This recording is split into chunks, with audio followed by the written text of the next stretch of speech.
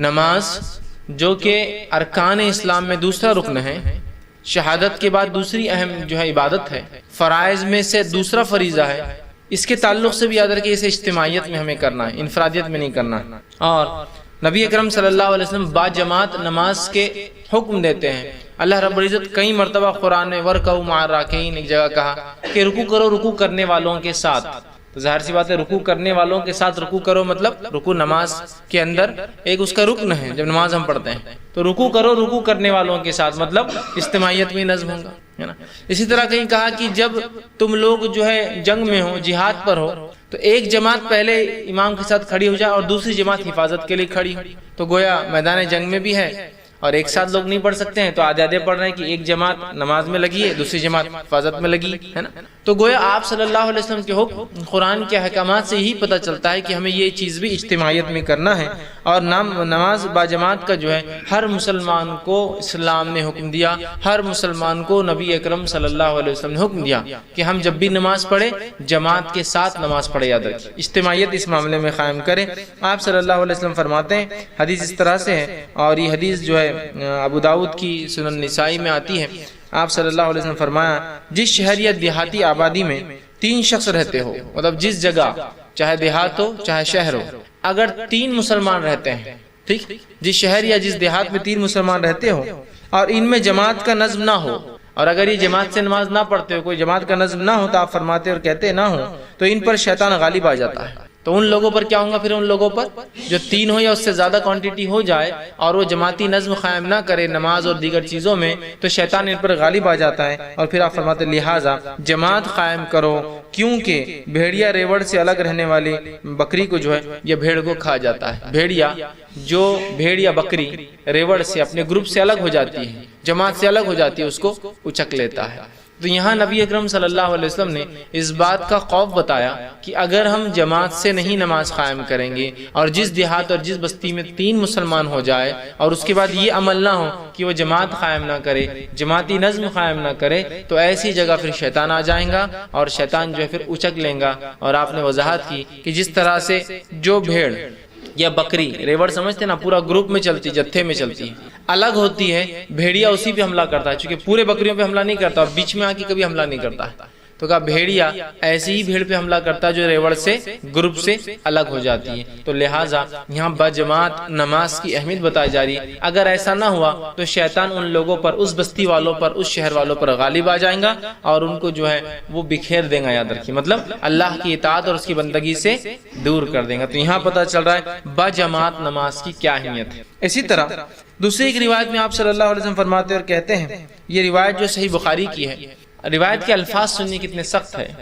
آپ صلی اللہ علیہ وسلم فرماتے اور کہتے ہیں کہ مجھے اس ذات کی قسم جس کے ہاتھ میں میری جان ہے، میں نے ایسا ارادہ کیا کہ ایک مرتبہ لکڑیاں جمع کروں اور اذان دینے لگاؤں۔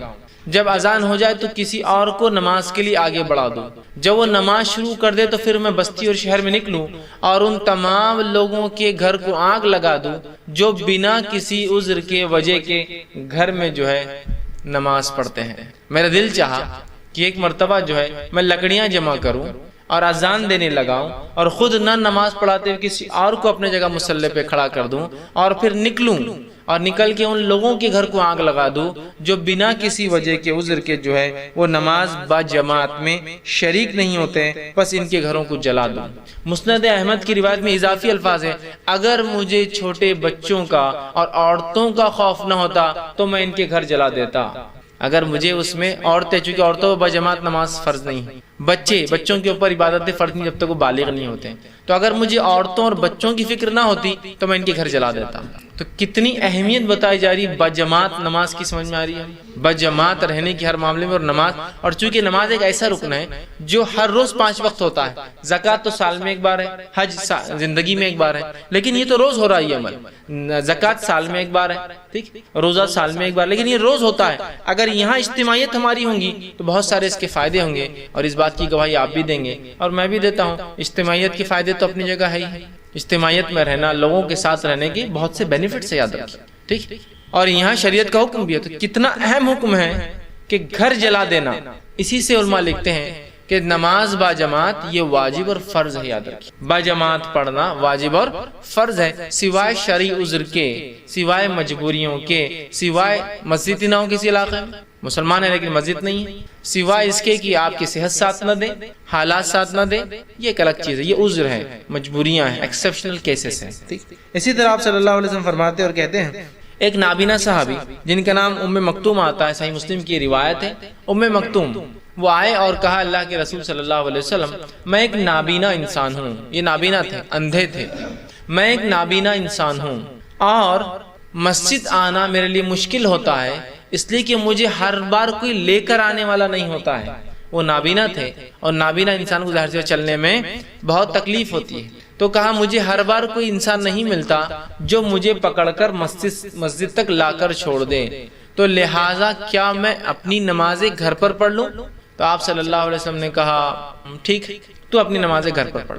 جب وہ جانے لگے تو راوی کہتے اللہ کے رسول صلی اللہ علیہ وسلم پلٹے اور کہا کہ مکتوم ایک منٹ رکو، ذرا ٹھہرو۔ وہ ٹھہر گئے، ٹھہرنے کے بعد ان سے کہا کیا تمہیں اذان کی آواز سنائی دیتی ہے؟ تو کہا اللہ کے رسول صلی اللہ علیہ وسلم ہاں مجھے اذان کی آواز سنائی دیتی ہے۔ تو کہا اگر اذان کی آواز سنائی دیتی ہے تو پھر میں تمہیں حکم نہیں دے سکتا ہوں گھر پر نماز پڑھنے کا، تم کو مسجد آنا ہی پڑے گا۔ اگر اذان کی آواز آتی ہے تو میں تمہیں حکم نہیں دے سکتا ہوں گھر میں پڑھنے کا، تمہیں مسجد آنا پڑے گا۔ تو اندازہ لگائیے نماز با جماعت کی کیا اہمیت ہے کہ ایک نابینا بھی اس سے ایکسیپشنل نہیں ہے، جس کو کتنا بڑا عذر ہوتا ہے دکھتا ہی نہیں۔ تو کہ اگر اذان کی آواز آتی ہے تو کسی نہ کسی کے ساتھ تم کو آنا پڑے گا، میں تم کو چھوٹ نہیں دے سکتا ہوں اس کی۔ ایک آدمی کو ایکسیپشنلی چھوٹ دیتے آپ سب کے لیے ہو جاتی نا۔ اذان کی اگر آواز آتی ہے تو اسی سے علماء یہ مسئلہ اخذ کرتے ہیں کہ کہیں مسجد اتنی دور ہو، سواری کا انتظام نہ ہو اور اذان کی آواز بھی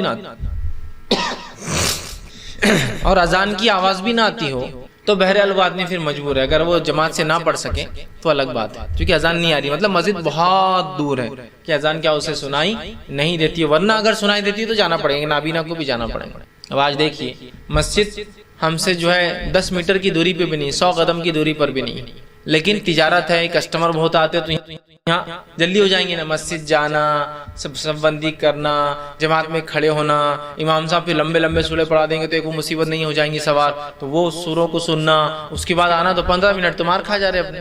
حالانکہ ہم یہ نہیں سوچ رہے یہ 15 منٹ ہی جمع ہوتے ہیں آخرت کے اعتبار سے۔ تو میں کیا کرتا ہوں، ایک مصلی لے لیتا ہوں، نماز تو نہیں چھوڑا الحمدللہ، لیکن مصلی لے لیتا ہوں اور اندر ہی بچھا لیتا ہوں دکان کے اندر، اور وہیں فوراً جو ہے رکعت باندھی اور فر جلدی سے ختم ہوا، نہ جانے کا وقت لگا نہ آنے کا وقت لگا، نہ امام صاحب کی لمبی لمبی رکعتیں ملی، اور آرام سے جو ہے نماز ہو گئی، اپنا بزنس بھی چالو۔ ایک بھائی کھڑا ہے، دوسرا نماز پڑھ رہا ہے، پھر دوسرا کھڑا ہوتا پہلا پڑھتا ہے، حالانکہ بازو جماعت ہو رہی ہے۔ کس قسم کی سستی اور عہدی پن ہے، یاد رکھیے کس قسم کا، آپ اندازہ لگائیے۔ اور ہر جگہ ہی سستی اور کاہلی نظر آ رہی، چاہے تجارت کو آگے بڑھانے کے لیے، چاہے معاملات میں جو ہے آگے بڑھنے کے لیے، ہے نا۔ ایک امپورٹنٹ میٹنگ ہے، میں تو یہ ان کی بات کر رہا ہوں جو نماز پڑھتے ہیں لیکن جماعت سے نہیں پڑھتے۔ ابھی بے نمازی کی بات نہیں ہو رہی، لہٰذا میں بے نمازی کے نقصانات وہ میں کچھ نہیں رکھوں گا آج انشاءاللہ آپ کے سامنے، وہ میرا عنوان نہیں ہے چونکہ، ورنہ پھر اس میں ایک درس چلا جائے گا کہ نماز کی اہمیت اور بے نمازی کے کیا نقصان ہو سکتے ہیں۔ ہم تو ان کی بات کریں جو نماز پڑھتے ہیں 5 وقت لیکن جماعت سے نہیں پڑھتے، تو ان کے بارے میں کتنی سخت باتیں آ رہی ہیں۔ جو جماعت سے نہیں پڑھتے ان کی بات ہو رہی ہے، نہیں پڑھنے والوں کا تو الگ ہی معاملہ، جو پڑھ رہے ہیں لیکن الگ پڑھتے ہیں تو ان کے گھر جلانے کی بات ہو رہی ہے، سمجھ رہے آپ بات۔ تو تجارت یا معاملات کے لیے بھائی میٹنگ ہے، اس میں جلدی سے ختم ہو جائیں گے میٹنگ، ہاں یہ الگ بات ہے۔ اتنے لوگ جمع ہوں کہ وہاں جماعت قائم ہو سکتی ہے، اس میٹنگ کی جگہ پر اتنے لوگ جمع ہوں بزنس کے لیے کہ وہاں جماعت قائم ہو سکتی ہے، تو الگ بات ہے پھر کہ ٹیمپرری آپ رکے تو جماعت بنا سکتے ہیں، ہمیشہ کے لیے نہیں ہو سکتا ہے۔ لیکن میں ان کی بات کر رہا ہوں جو پرماننٹلی اپنا جو سلسلہ بنا دیتے ہیں کہ کچھ ہوا کہ بس جماعت کے لیے گھر میں کھڑے ہو گئے، کچھ ہوا کہ بس جماعت کے لیے گھر میں کھڑے ہو گئے، مطلب نماز کے لیے گھر میں کھڑے ہو گئے، انفرادی ہوتا ہے، یا کبھی مسجد نہ جانے کو چرانے کے لیے، حالانکہ 10 قدم پہ مسجد ہے، ایک جماعت اپنی بنا لے تاکہ یہ جماعت جلدی ہوں گی نا، اپنے حساب سے ہوں گی کہ دستر پہ کھانا لگ چکا ہے، اب کہاں مسجد جاتے نماز کے لیے، یہیں پڑھ لیں گے۔ میں ایکسیپشنل کیس کی بات نہیں کر رہا ہوں کہ رمضان میں آپ کسی دعوت میں ہیں، جہاں الحمدللہ رمضان میں تو تقریباً لوگ نماز پڑھتے ہی ہیں، جس کی وجہ سے مسجدیں ویسے ہی نہیں پڑتی ہے، تو مسجد والے بھی چاہتے ہیں کہ آپ کہیں پڑھ لے تو اچھا ہوتا ہے نا، مسجدیں نہیں پڑتی ہے ویسے ہی نہیں پڑھ رہی ہے نمازوں میں، عام نمازوں میں تو کوئی خاص دعوت ہو جائے محلے میں تو مسجد تو پیک ہو جاتی ہے، تو ظاہر سی بات ہے وہاں کو بنا لے، وہ تو ایکسیپشنل کیسز ہوتے ہیں، لیکن جنرل اس میں ہم ایسا کرتے ہیں، بہت سے لوگ ایک سلسلہ بنا لیتے ہیں کہ بس گھر میں نماز پڑھ لو، بزنس کی جگہ نماز پڑھ لو، چھت پر نماز پڑھ لو، ٹھیک۔ مجبوری الگ چیز ہے کہ میں کالج میں ہوں جہاں سے مسجد نہیں، اذان کی آواز نہیں آتی تو میرے لیے پھر جانا بھی ضروری نہیں، تو وہاں میں جماعت بنا لیتا ہوں یا وہاں میں پڑھ لیتا ہوں مصلی ڈال کے نماز انفرادی، وہ الگ شکلیں ہیں۔ لیکن عام اعتبار سے ہم دیکھتے ہیں لوگ بہت جی چراتے ہیں نماز کے معاملے میں اور پڑھتے ہیں، اور جب انسان جماعت سے چھوٹ جاتا ہے نا، تو یہ میرا تجربہ اور مشاہدہ ہے، میں نے دیکھا ہوں جن لوگوں نے با جماعت نماز کو چھوڑا، پھر گھروں میں جماعتیں چالو کی، پھر انفرادی، چونکہ گھر میں جماعت مینٹین نہیں ہو سکتی کبھی، پھر انفرادی چونکہ لوگ نہیں آنے، انفرادی جماعتیں چالو کی، اس کے بعد ایک زمانہ پھر تاخیر سے نماز پڑھنے لگے، حالانکہ نماز چھوڑنے کی وجہ تھی لوگ اول وقت میں نہیں پڑھتے بلکہ میں گھر میں پڑھوں اپنی جماعت میں، پھر تاخیر سے پڑھنے لگے، اور پھر حال یہ ہو گیا کہ نمازوں کو جمع کر کے پڑھنے لگے، اور پھر حال یہ ہو گیا کہ تھوڑے دن بعد بے نمازی بن گئے۔ تھوڑے دن سے مراد کچھ سالوں اور کچھ وقت میں بے نمازی ہو کہ نماز کی پرواہ ہی نہیں، بیٹھے ہیں تو جو بیٹھے ہیں تو ظہر اور عصر کا وقت بھی ہوگا مغرب تک، چلو میں تو مسافر ہوں، میں تو سفر میں آپ سے ملنے آیا ہوں، میں تو جمع کر رہا ہوں، لیکن جو مقیم ہے وہ بھی میرے ساتھ بیٹھا ہے، اچھا ظہر اور عصر مل سکتی ہے، مغرب اور عشاء مل سکتی ہے نا، لیکن ایک انسان عصر سے میرے ساتھ مغرب بھی بیٹھا ہے، عشاء تک بیٹھا ہے، میں تو اپنی ظہر عصر ملا کر آیا ہوں لیکن پھر بھی وہ بیٹھا ہے، حالانکہ بڑا علامہ بتاتا ہے اپنے آپ، لیکن چونکہ پہلے کہا یہ اول وقت میں نہیں پڑھتے، الگ پڑھتا ہوں جماعت سے، پھر جماعت ختم ہوئی، پھر انفرادی، اور نماز ہی پوری مکمل چھوٹ گئی پھر ایسے لوگوں سے۔ تو بڑی احتیاط کریں، با جماعت نماز کو کبھی معمولی نہ سمجھیں، ہر بار کوشش کریں کہ جماعت کے ساتھ پڑھوں۔ اس کی بڑی اہمیت ہے کہ ایک نابینا کو بھی اس سے ایکسیپشنل مستثنا نہیں کیا گیا شریعت میں۔ اسی طرح صحیح مسلم کی روایت ہے، عبداللہ ابن مسعود رضی اللہ عنہ فرماتے ہیں، بڑی سخت بات وہ کہتے ہیں، کیا فرماتے سنیے، وہ فرماتے ہیں کہ ہم میں سے کوئی بھی، آپ صلی اللہ علیہ وسلم کے زمانے میں ہم میں سے کوئی بھی جماعت سے پیچھے نہیں رہتا تھا۔ ہم نماز نہیں پڑھنے والوں کی بات نہیں کر رہے ہیں ابھی، پھر سوچ غور سے سنیے آپ، جو پڑھتے تھے لیکن جماعت سے نہیں پڑھتے تھے ان کی بات ہو رہی کتنی سخت۔ ہم میں سے کوئی بھی اللہ کے رسول صلی اللہ علیہ وسلم کے زمانے میں بغیر جماعت کے نماز نہیں پڑھتا تھا، مطلب سب جماعت میں شامل ہوتے تھے سوائے منافق کے، سوائے منافق کے، اور اسی سے وہ کہتے تھے جو با جماعت نماز میں شامل نہ ہو وہ کھلا منافق ہے۔ چھپا منافق تو جماعت سے بھی نماز پڑھنے آتا تھا، کچھ کھلے منافق تھے جو جماعت سے نہیں پڑھتے تھے کے زمانے میں بھی، کچھ چھپے تھے، چھوٹے موٹے منافق آ جاتے تھے ڈر کے، لیکن بڑے بڑے منافقین جو تھے وہ نہیں آتے تھے۔ تو کہا سب آتے تھے سوائے منافق کے، اور جو نہیں آتا تھا ہم سمجھ جاتے تھے یہ منافق ہے، پھر کہتے ہیں سوائے منافق کے، اور بیمار کے، لیکن بیمار کو بھی ہم میں سے دو لوگ کاندھے پہ ڈال کے لا کے کھڑے کر دیتے تھے۔ منافق تو آتا ہی نہیں تھا سوائے بیمار کے، مطلب بیمار لوگ نہیں آتے تھے، لیکن بیماروں کو بھی دو لوگ مل کر اٹھا کے لاتے تھے کاندھے پر، لا کے کھڑے کر دیتے تھے سب کے اندر، بیماروں کو بھی لا کر کھڑے کر دیا تھا۔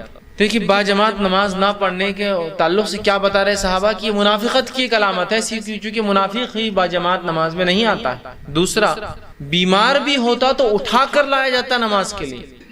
آج تو ہماری بیماریوں کا کیا کہنا ہے نا، کیا ہو گیا بھائی آج نماز آپ نے جماعت سے نہیں پڑھی، آج میرے کو 3 چھکے آ گئی صبح صبح، اور 3 چھکے تو بہت زیادہ ہو گیا آپ کے لیے، ہے نا، اتنی صحت کہاں دی اللہ نے آپ کو 3 چھکے آپ برداشت کر سکے، 4تھی چھیک میں تو ہارٹ اٹیک آ جائیں گا آپ کو۔ ٹھیک ہے، اچھا کیا آپ نے آج نماز پڑھی۔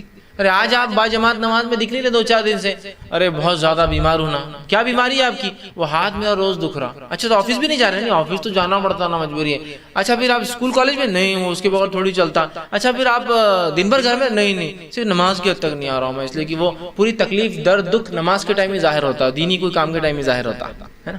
ہاتھ دکھنے کیا تعلق جماعت سے؟ ہاتھ تو دکھ ہی رہا ہے نا، ایسے بھی دکھ رہا ہے ویسے بھی دکھ رہا ہے، کچھ نہ کرو بھی تو دکھ رہا ہے، لے کے چلو اس کو ساتھ اپنے، ہو سکتا ہے اللہ کے ذکر میں ہوں گے تو اللہ اس کو شفا دے دیں گے، لیکن وہ نہیں ہوتا ہے۔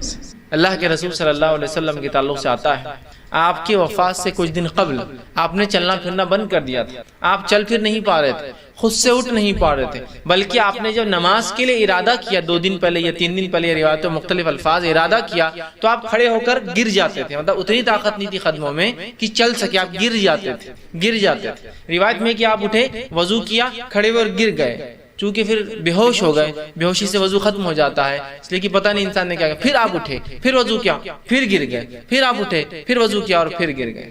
یہ کیفیت تھی آپ کی، اتنی کمزوری تھی۔ اس میں آتا ہے کہ اللہ کے رسول اتنی کمزوری میں بھی ہم دو صحابہ کو بلاتے اور دونوں کے کاندھوں پر ہاتھ رکھتے، آپ کے پیر ڈالنے کی طاقت نہ تھی تو آپ صلی اللہ علیہ وسلم پیر رگڑتے جاتے مٹی کے اندر، مطلب آپ چل نہیں سکتے، تو اب ظاہر سے ایک آدمی کاندھوں پہ دو لوگوں نے ڈال دیا اور کھینچ کے لے جا رہے ہیں، ویسے آتے تھے۔ اور آپ نے ہمیں کچھ دن بیٹھ کر نماز پڑھائی، پھر لیٹ کر نماز پڑھائی، اور پھر ابوبکر صدیق نماز پڑھاتے تھے اور آپ سے پیچھے لیٹتے تھے، چھوڑی نہیں لیکن لیٹ کر پڑھی۔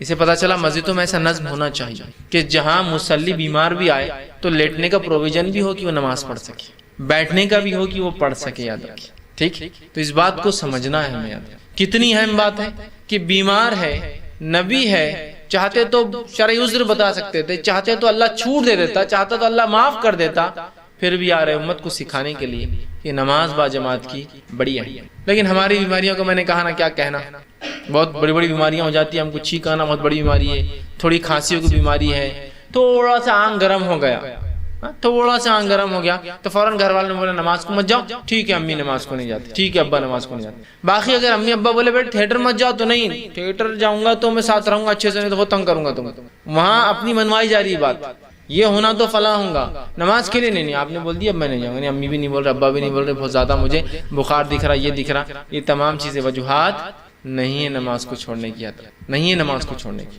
بہرحال اسی طرح نماز با جماعت کی اہمیت اس سے ہی پتہ چلتی ہے۔ سورہ نساء سورہ نمبر 4 آیت نمبر 102 میں اللہ نے فرمایا کہ جب تم جنگ میں ہو اور جنگ کی حالت میں ہو اور خوف کا معاملہ ہو، جنگ ہو یا خوف ہو، مطلب دشمن کے حملے کا ڈر ہو، تو تب امام کے پیچھے کچھ لوگ کھڑے ہو اور کچھ لوگ حفاظت کرے، پھر کچھ لوگ کھڑے ہو کچھ لوگ حفاظت کرے، اسے کہتے ہیں صلاۃ الخوف۔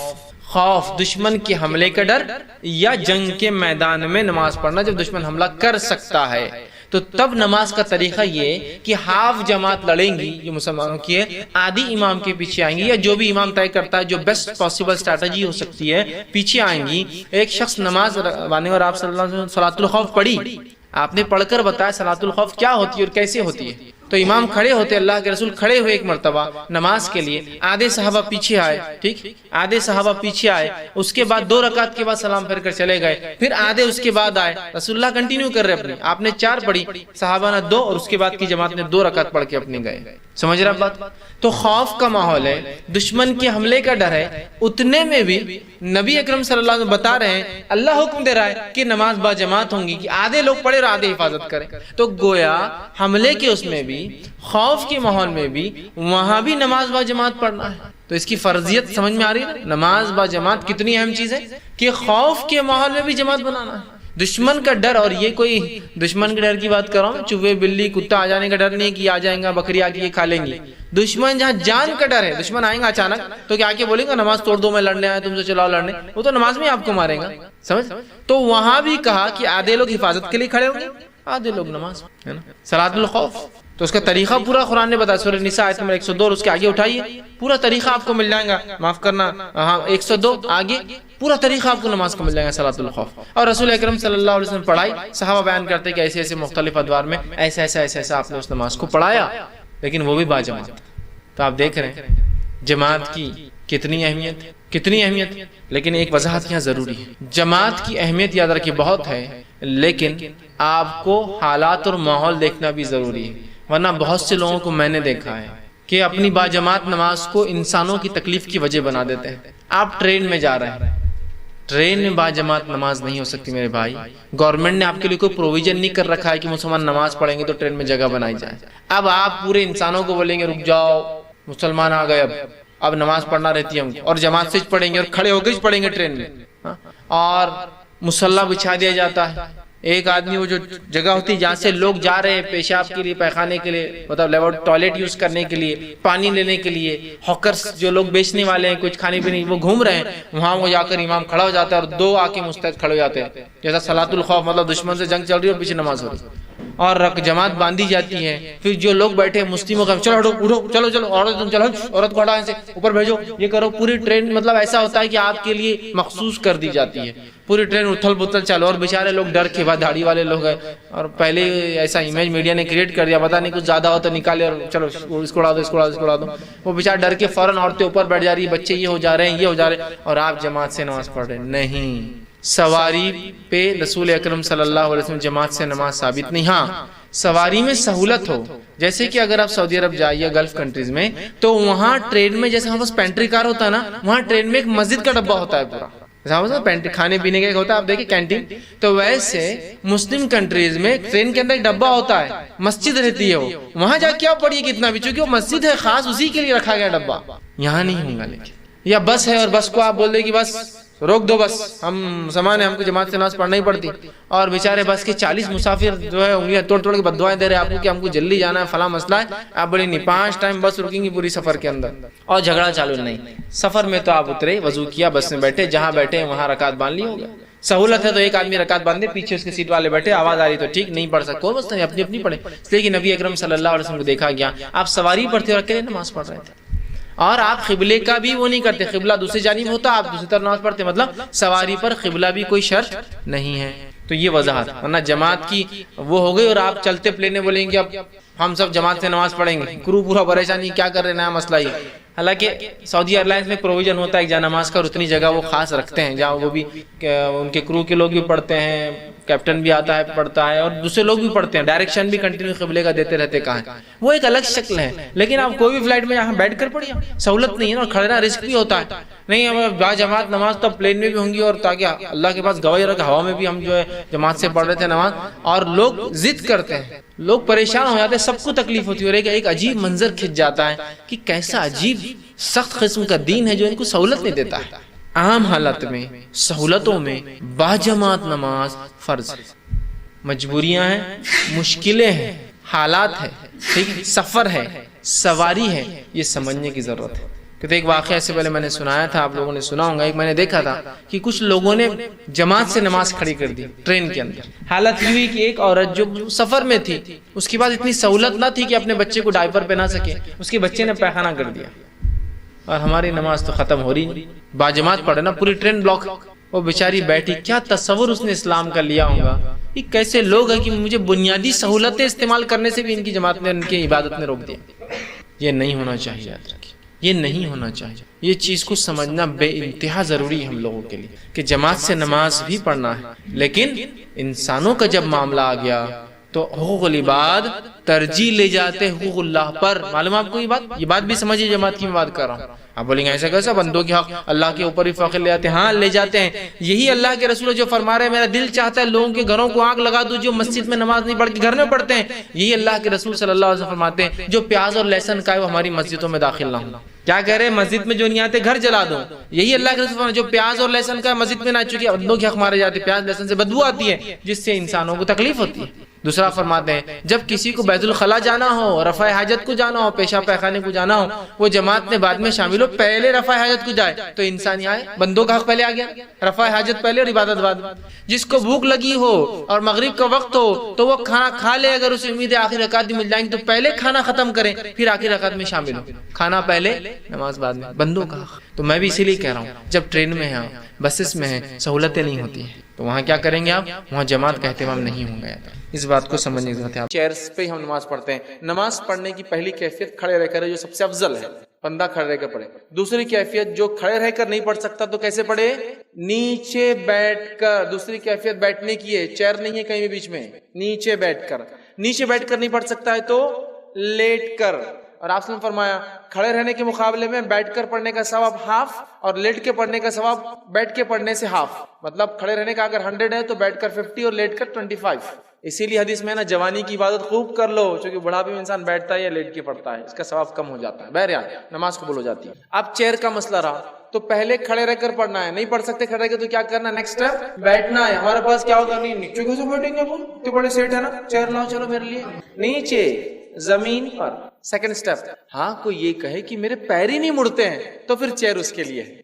نہیں میرے پیٹ میں تکلیف ہے لیکن اٹھ بیٹھ سکتا ہوں میں, لیکن مقام بھی تو نہیں میرا سماج میں, کیسے کرسی کیسے چھوڑ سکتا ہوں مسجد میں. تو پہلے کھڑے رہ کر, کھڑے رہنے کے بعد سیدھا کیا کرنا ہے, بیٹھ جانا ہے. بیچ والا کرسی کا اسٹاپ وہ ہے ہی نہیں پارٹ, وہ دیکھا جائے گا ایکسٹریم کیسز میں جب پیر ہی نہیں مڑتا ہے, ٹھیک ہے, تو وہ ایکسٹریم کیس ہے. کھڑے رہ کر بھی نہیں پڑھ سکتا ہوں, صرف بیٹھ کے ہو جائے تو کوئی لا لے رہا چیئر پر, وہ الگ بات ہے. لیکن کھڑے رہنے کے بعد نیچے نہیں ہو سکتا تو پھر جیسے کمزوری ہے تو چیئر پہ نہیں بیٹھنا ہے کمزور آدمی کو, سیدھا نیچے چلے جانا, اٹھائیں گا کوئی اس کو نماز کے بعد بولی بھیا اٹھاؤ بولنا, لیکن بیٹھ کر ہے چیئر والا سے, چونکہ چیئر میں سب سے بڑا مسئلہ یہ آدمی صف میں ہی نہیں رہتا, پیر سب سے آگے ہے اس کے 1.5 فٹ 2 فٹ چیئر کے حساب سے, ٹھیک ہے. اور کبھی کبھار کو لوگ چیئر کو پیچھے کر کے خود صف میں کھڑے جاتے, تو پیچھے والے اب صف نے کیا کرنا, خود کرسی پیچھے, خود تو صف میں آ جاتے ہیں اور چیئر پیچھے, وہ کیسا ہونا, اب چیئر آگے لیے تو یہ سب سے آگے ہو جاتا, آگے کھڑا ہو چیئر پیچھے, ہے نا. تو first standing, second sitting, third sleeping, مطلب لیٹ کر بھی ہو سکتا ہے, ٹھیک ہے, لین جس کو کہیں گے لیٹ کر, لیکن کرسی نہیں ہے. ہاں جو آدمی کو کرسی کے علاوہ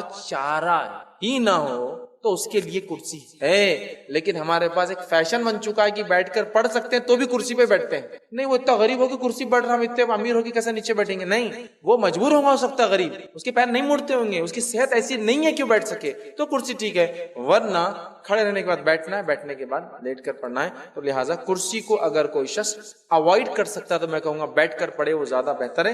مجبوریاں الگ چیز ہے, پھر اس پہ اجازت دی جا سکتی. بھائی نے نماز کے تعلق سے سوال کیا کہ دیکھیے نماز کے تعلق سے آپ سمجھ کی حدیث ہے کہ جو نماز بیٹھ کر پڑھی جاتی ہے اس کا ثواب آدھا ہے کھڑے رہنے کے مقابلے میں, اور جو نماز لیٹ کر پڑھی جاتی ہے اس کا ثواب آدھا ہے بیٹھ کر پڑھنے کے مقابلے میں. یہ حدیث کے الفاظ, مطلب جب انسان کھڑے رہ کر نماز پڑھے, سمجھ لیجیے فار ایگزامپل 100 نیکیاں ملتی ہیں, تو اگر بیٹھ کر پڑھے تو 50 ملتی ہے, اور لیٹ کر پڑھے تو 25 ہی ملتی ہے نیکیاں اس کو. اسی لیے جوانی کی عبادت کو اتنا افضل کہا گیا, اس لیے کہ جوانی میں انسان کھڑا ہو سکتا ہے, بڑھاپے میں بیٹھ کر نمازیں پڑھنا پڑتی ہے, سمجھ رہے آپ. اور ایک بات اور غلط فہمی جو لوگوں کو ہے وہ یہ ہے کہ عورت بیٹھ کر نماز پڑھیں گی, کھڑے رہ کر نہیں پڑھیں گی, اور اکثر عورتیں بیٹھ کر نماز پڑھتی. بیٹھ کر نماز اگر عورت پڑھتی ہے تو آدھا ہی ثواب ملتا ہے اس کو.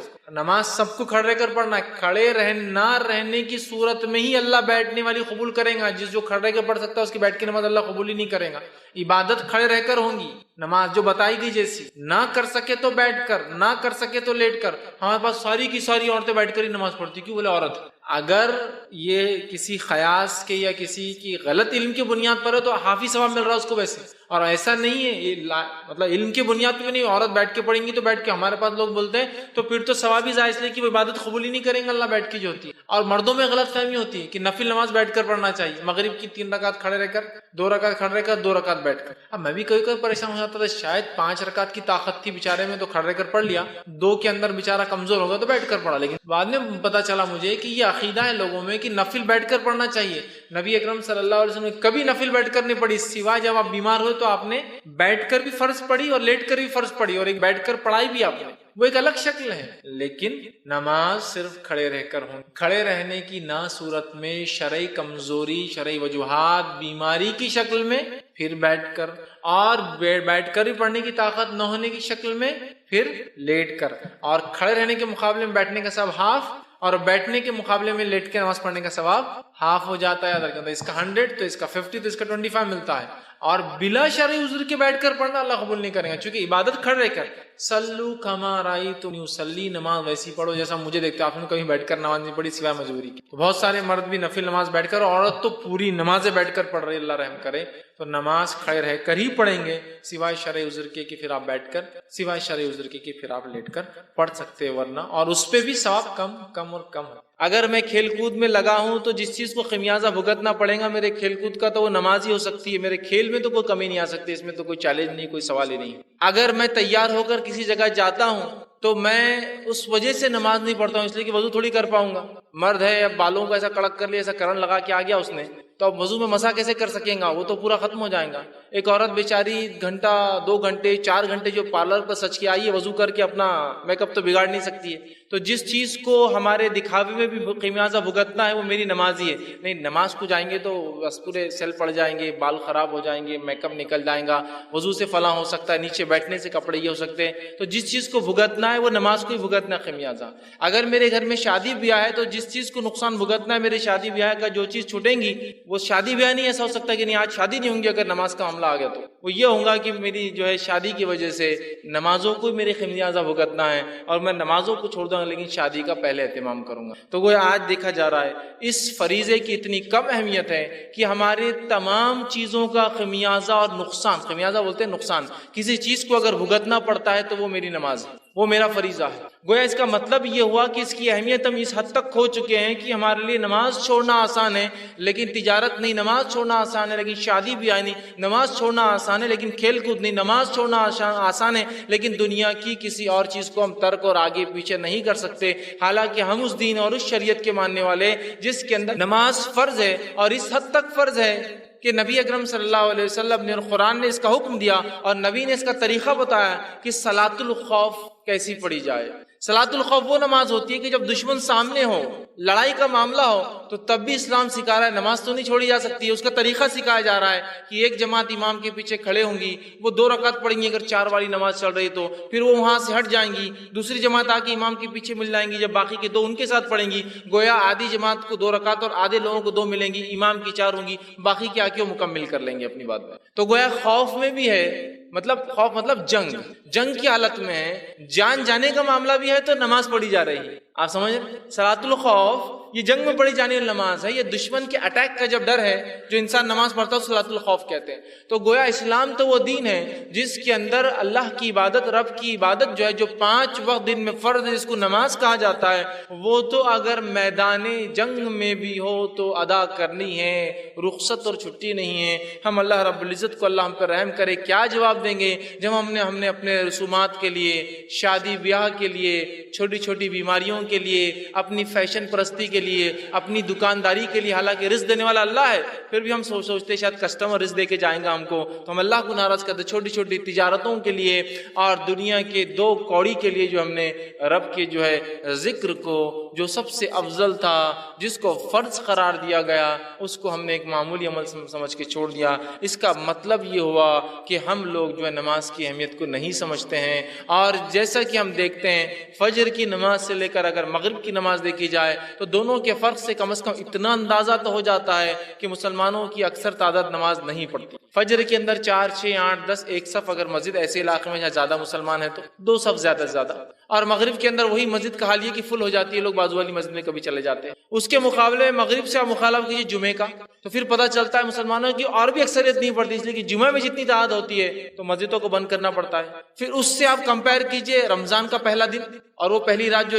عشاء کی جو ہے مغرب کی آتی ہے اور عشاء کی آتی ہے، اس میں تو راستوں کو بند کرنا پڑتا ہے۔ اس کا مطلب عام جمعے میں بھی لوگ اتنی نماز نہیں پڑھتے جتنے رمضان میں پڑھتے ہیں، اور رمضان میں بھی جس کو جمعۃ الوداع کے نام سے مشہور کر دیا، آخری جمعہ جو ابھی گزرا ہے، اس میں جو ہے اگر اس کا معاملہ لے تو اس میں بھی اور تعداد ملیں گی جو عام جمعہ میں بھی نہیں ملتی ہے۔ اس سے پتہ چلا عام جمعہ میں رمضان کے بھی جتنے لوگ نماز نہیں پڑھتے جمعۃ الوداع کو پڑھتے، اور عیدین کا اگر معاملہ لے تو عیدین میں آپ کو اتنے لوگ ملیں گے جتنے آپ کو جمعے میں بھی نہیں ملتے، چاہے جمعۃ الوداع جس کو کہا تھا اس میں بھی نہیں ملتے۔ اس سے پتہ چلا کتنے لوگ کثرت سے نماز چھوڑ رہے ہیں، ایک فجر کی عام نماز سے لے کر عید کی نماز سے اس کو کمپیئر کر لی، کیونکہ عیدگاہ لاکھوں کی تعداد میں ہے، اس کے اندر مصلی، ایک عیدگاہ میں 1.25 لاکھ، ایک عیدگاہ میں 1 لاکھ، ایک عید پر تو لاکھوں، اور پھر جمعہ جو ہے عیدین کی نمازیں جو مساجد میں بھی ہو رہی ہے، پھر لوگوں نے پرائیویٹ جو ہے اپنے کھیتوں پر بھی اور کھلے میدانوں میں بھی شروع کر دیے، اتنا ہونے کے باوجود بھی جگہ نہیں پڑتی ہے۔ تو پتہ ہی چلا کہ وہ فجر میں جو لوگ آ رہے ہیں وہ بھی مسلمان ہیں، اور عید کی نماز کو جا رہے وہ بھی مسلمان ہیں، لیکن یہ بات یاد رکھیے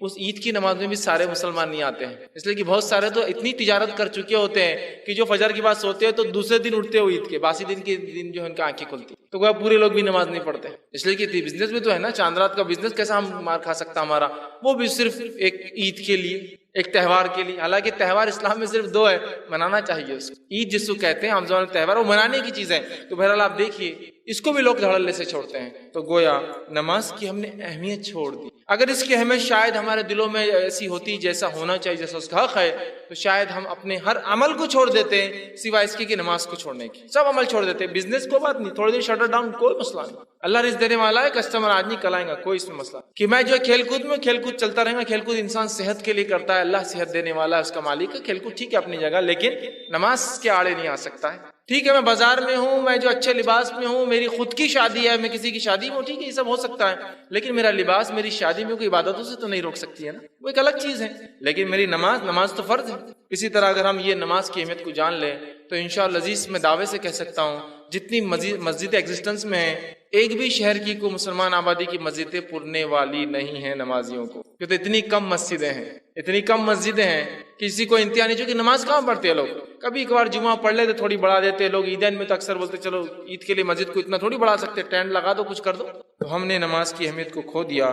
میں آج آپ کے سامنے نماز کے فضائل اور اس کی اہمیت پہ بات کروں گا، اس کے مسائل پہ میرا ڈسکشن نہیں اور میری گفتگو نہیں ہوں گی، یاد رکھیے۔ اس کی اہمیت کیا ہے، اس کا امپورٹنس کیا ہے، ہم اس کو سمجھ لیں اور اپنی زندگیوں میں نماز کو لا لیں، ہم مسجد جانے والے بن جائیں، نماز پڑھنے والے بن جائیں، جیسا کہ جو ہمارے نبی نے ساری زندگی اور اپنی موت، اپنی وفات تک جو ہے نماز کو مسلسل پڑھتے رہے، صحابہ کرام نمازیں پڑھتے رہے، چاہے وہ جو بھی حالات زندگی کے ان کی چلتے رہے، تو ہم بھی جو اپنے آپ کو نمازی بنا لے۔ اللہ رب العزت نے اپنی کتاب کی شروعات کی، پہلی سورت سورۃ الفاتحہ ہے، 7 آیتیں گزر گئی جو کہ دعا ہے۔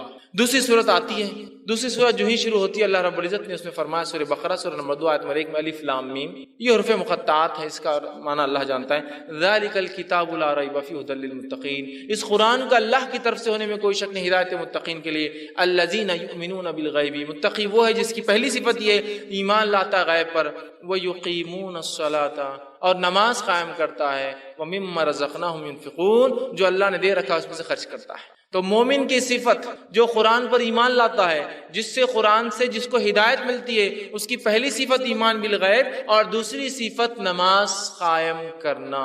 سورہ بقرہ شروع ہی ہوا ہے، تیسری ہی آیت شروع ہوتی، مومنوں کی صفت نماز قائم۔ تو گویا پتہ چلا ایمان کے بعد جو سب سے اہم رکن ہے وہ کیا ہے؟ صلاح، نماز۔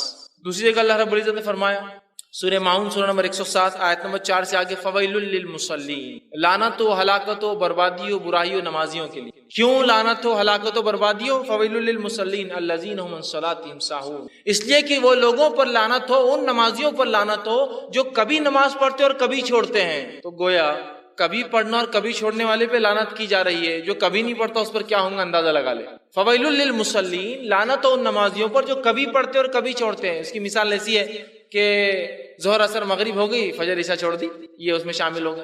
مصیبت آئی تو نمازیں شروع، مصیبت چلے گی نمازیں ختم، ہے نا۔ ایگزام آئے نمازیں شروع، ایگزام ختم، نماز ختم۔ بیمار ہوئی نمازیں شروع، بیماری ختم، نماز ختم۔ کسی چیز میں کمپٹیشن میں یا کسی اس میں مسابقے میں حصہ لیا، مسابقہ جیت گئے، نماز ختم، ہے نا۔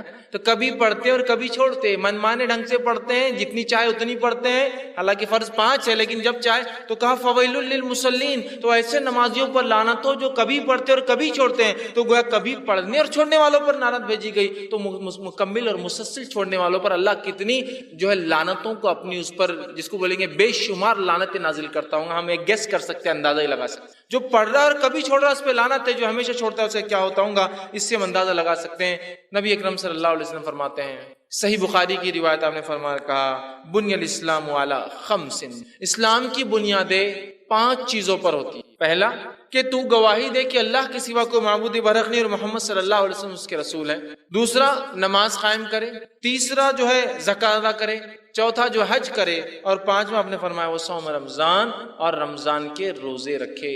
5 باتیں فرائض نے بتائی ہے۔ تو گویا اسلام کی بنیادیں، بنی الاسلام علی 5، بنیادیں، ستون، عماد، جو کالم، جو پلر ہوتا ہے جس کے اوپر کسی چیز کی چھت ٹیکی جاتی ہے اس کو کہتے ہیں عماد، بنیاد۔ تو اسلام کی بنیادیں، اسلام جو جس چیز پر ٹکا ہے اس کے 5 کالمز اور پلر سے اسلام ٹکا ہے، اور اس میں سے سیکنڈ پلر جو ہے امپورٹنس کے اعتبار سب سے پہلا تو توحید، شہادت، اس کے بعد نیکسٹ پلر صلاح، نماز ہے۔ تو اندازہ لگائیے ہم اگر نماز کو چھوڑتے ہیں تو گویا اللہ نے جو دین، جس عماد، جن پلروں پر جس پہ بنیاد رکھی ہے، اس بنیاد میں سے ایک بنیاد کو ہم کاٹنے والے اور ڈھانے والے بن جاتے ہیں۔ اور اسلام نے اتنی اس کی جو ہے حکم دیا کہ اس کو جو ہے دوسرا وہ کیا، اور اللہ کے رسول صلی اللہ علیہ وسلم کے پاس جب کوئی شخص اسلام قبول کرنے آتا، واقعات اٹھا لیجیے حدیثی کتابوں میں، سیرتی کتابوں میں، جب کوئی شخص اسلام قبول کرنے آتا تو نبی اکرم صلی اللہ علیہ وسلم اس کو سب سے پہلے کلمہ پڑھاتے، اور کلمہ پڑھانے کے بعد دوسرا کام جو بولتے ہو کیا ہے معلوم آپ کو؟ نماز قائم کر، اور 2 رکعت نماز پڑھنے کا اس شخص کو حکم دیا جاتا تھا۔ اندازہ لگائیے یہاں ابھی اسلام قبول کیا ہے، مسلمان بنا ہے، حق کی طرف آیا ہے، حق کی گواہی دیتی دوسرا کام کیا کرایا جا رہا ہے اسے اسی دن. آپ کہتے تھے کہ جو ہے انسان اسلام کلمہ پڑھاتے تھے اسے غسل کا حکم دیا جاتا تھا, اسے اپنے جو زندگی اس نے پہلے کفر میں گزاری اس کفر کے بالوں کو نکالنے کا حکم دیا جاتا تھا, اور فوراً اس کے بعد آپ کہتے تھے نماز قائم کرو, اور وہ شخص نماز پڑھتا تھا. کئی واقعات, خود عمر ابن خطاب رضی اللہ عنہ فرماتے ہیں میں جب اسلام قبول کیا آپ صلی اللہ علیہ وسلم نے مجھے غسل کا حکم دیا اور نماز پڑھا. تو آپ دیکھ رہے ایک نو مسلم کو اسلام قبول کرتے ہی معافی نہیں ہے کہ نہیں چلو اب اسلام قبول کیا 1-2 سال تمہارے لیے معافی ہے, اس کے بعد تو نمازی بن جانا. اس کو کوئی آپشن ہی نہیں ہے. جب رب پر ایمان لایا تو اگلا فریضہ اس کے لیے تیار ہے, وہ کیا ہے؟ صلاح, نماز قائم کرنا. اور آج ہم جو ہے پیدائشی مسلمان ہونے کا دعویٰ کرتے ہیں اور کس دھڑلے سے اور کس آسانی سے نماز کو چھوڑتے ہیں. اللہ رحم کرے, ہمیں اگر اللہ رب العزت معاف نہ کرے تو یقیناً ہم تو بہت خسارہ اٹھانے والوں میں ہو جائیں گے. کس دھڑلے سے چھوڑے, بالکل نماز کا کیا ہے. اور حالت یہ ہے کہ 2 دوست, 2 مسلمان, 2 بھائی ایک ساتھ بازار میں جاتے ہیں, ایک ساتھ گھر میں بیٹھے ہوتے ہیں, ایک ساتھ کسی جگہ ہے, ایک کہتا ہے میرے بھائی نماز کو چلو, دوسرا کیا کہتا ہے تم جا کے آؤ. سبحان اللہ, تم جا کے آؤ. ایک کفر اختیار کرتا اور ایک ایمان پہ چلتا ہے. ایک ہی وقت میں 2 بھائی ہے, 2 دوست ہے, 2 بزنس پارٹنر ہے, ایک ہی وقت ہے. ایک کہتا ہے تم جا کر آؤ, گویا ایک کفر اختیار کرتا ہے اور دوسرا ایمان پر باقی رہتا ہے. کیا عجیب حال ہو گیا نا. اللہ کے رسول صلی اللہ علیہ وسلم فرماتے ہیں قیامت سے پہلے ایسے حال آئیں گے کہ انسان صبح گھر سے نکلیں گا اور ایمان کے ساتھ شام میں کافر بن کے آ جائیں گا, ہے نا. صبح نکلیں گا ایمان والا, یا شام میں نکلیں گا ایمان سے صبح کافر بن کے آ جائیں گا.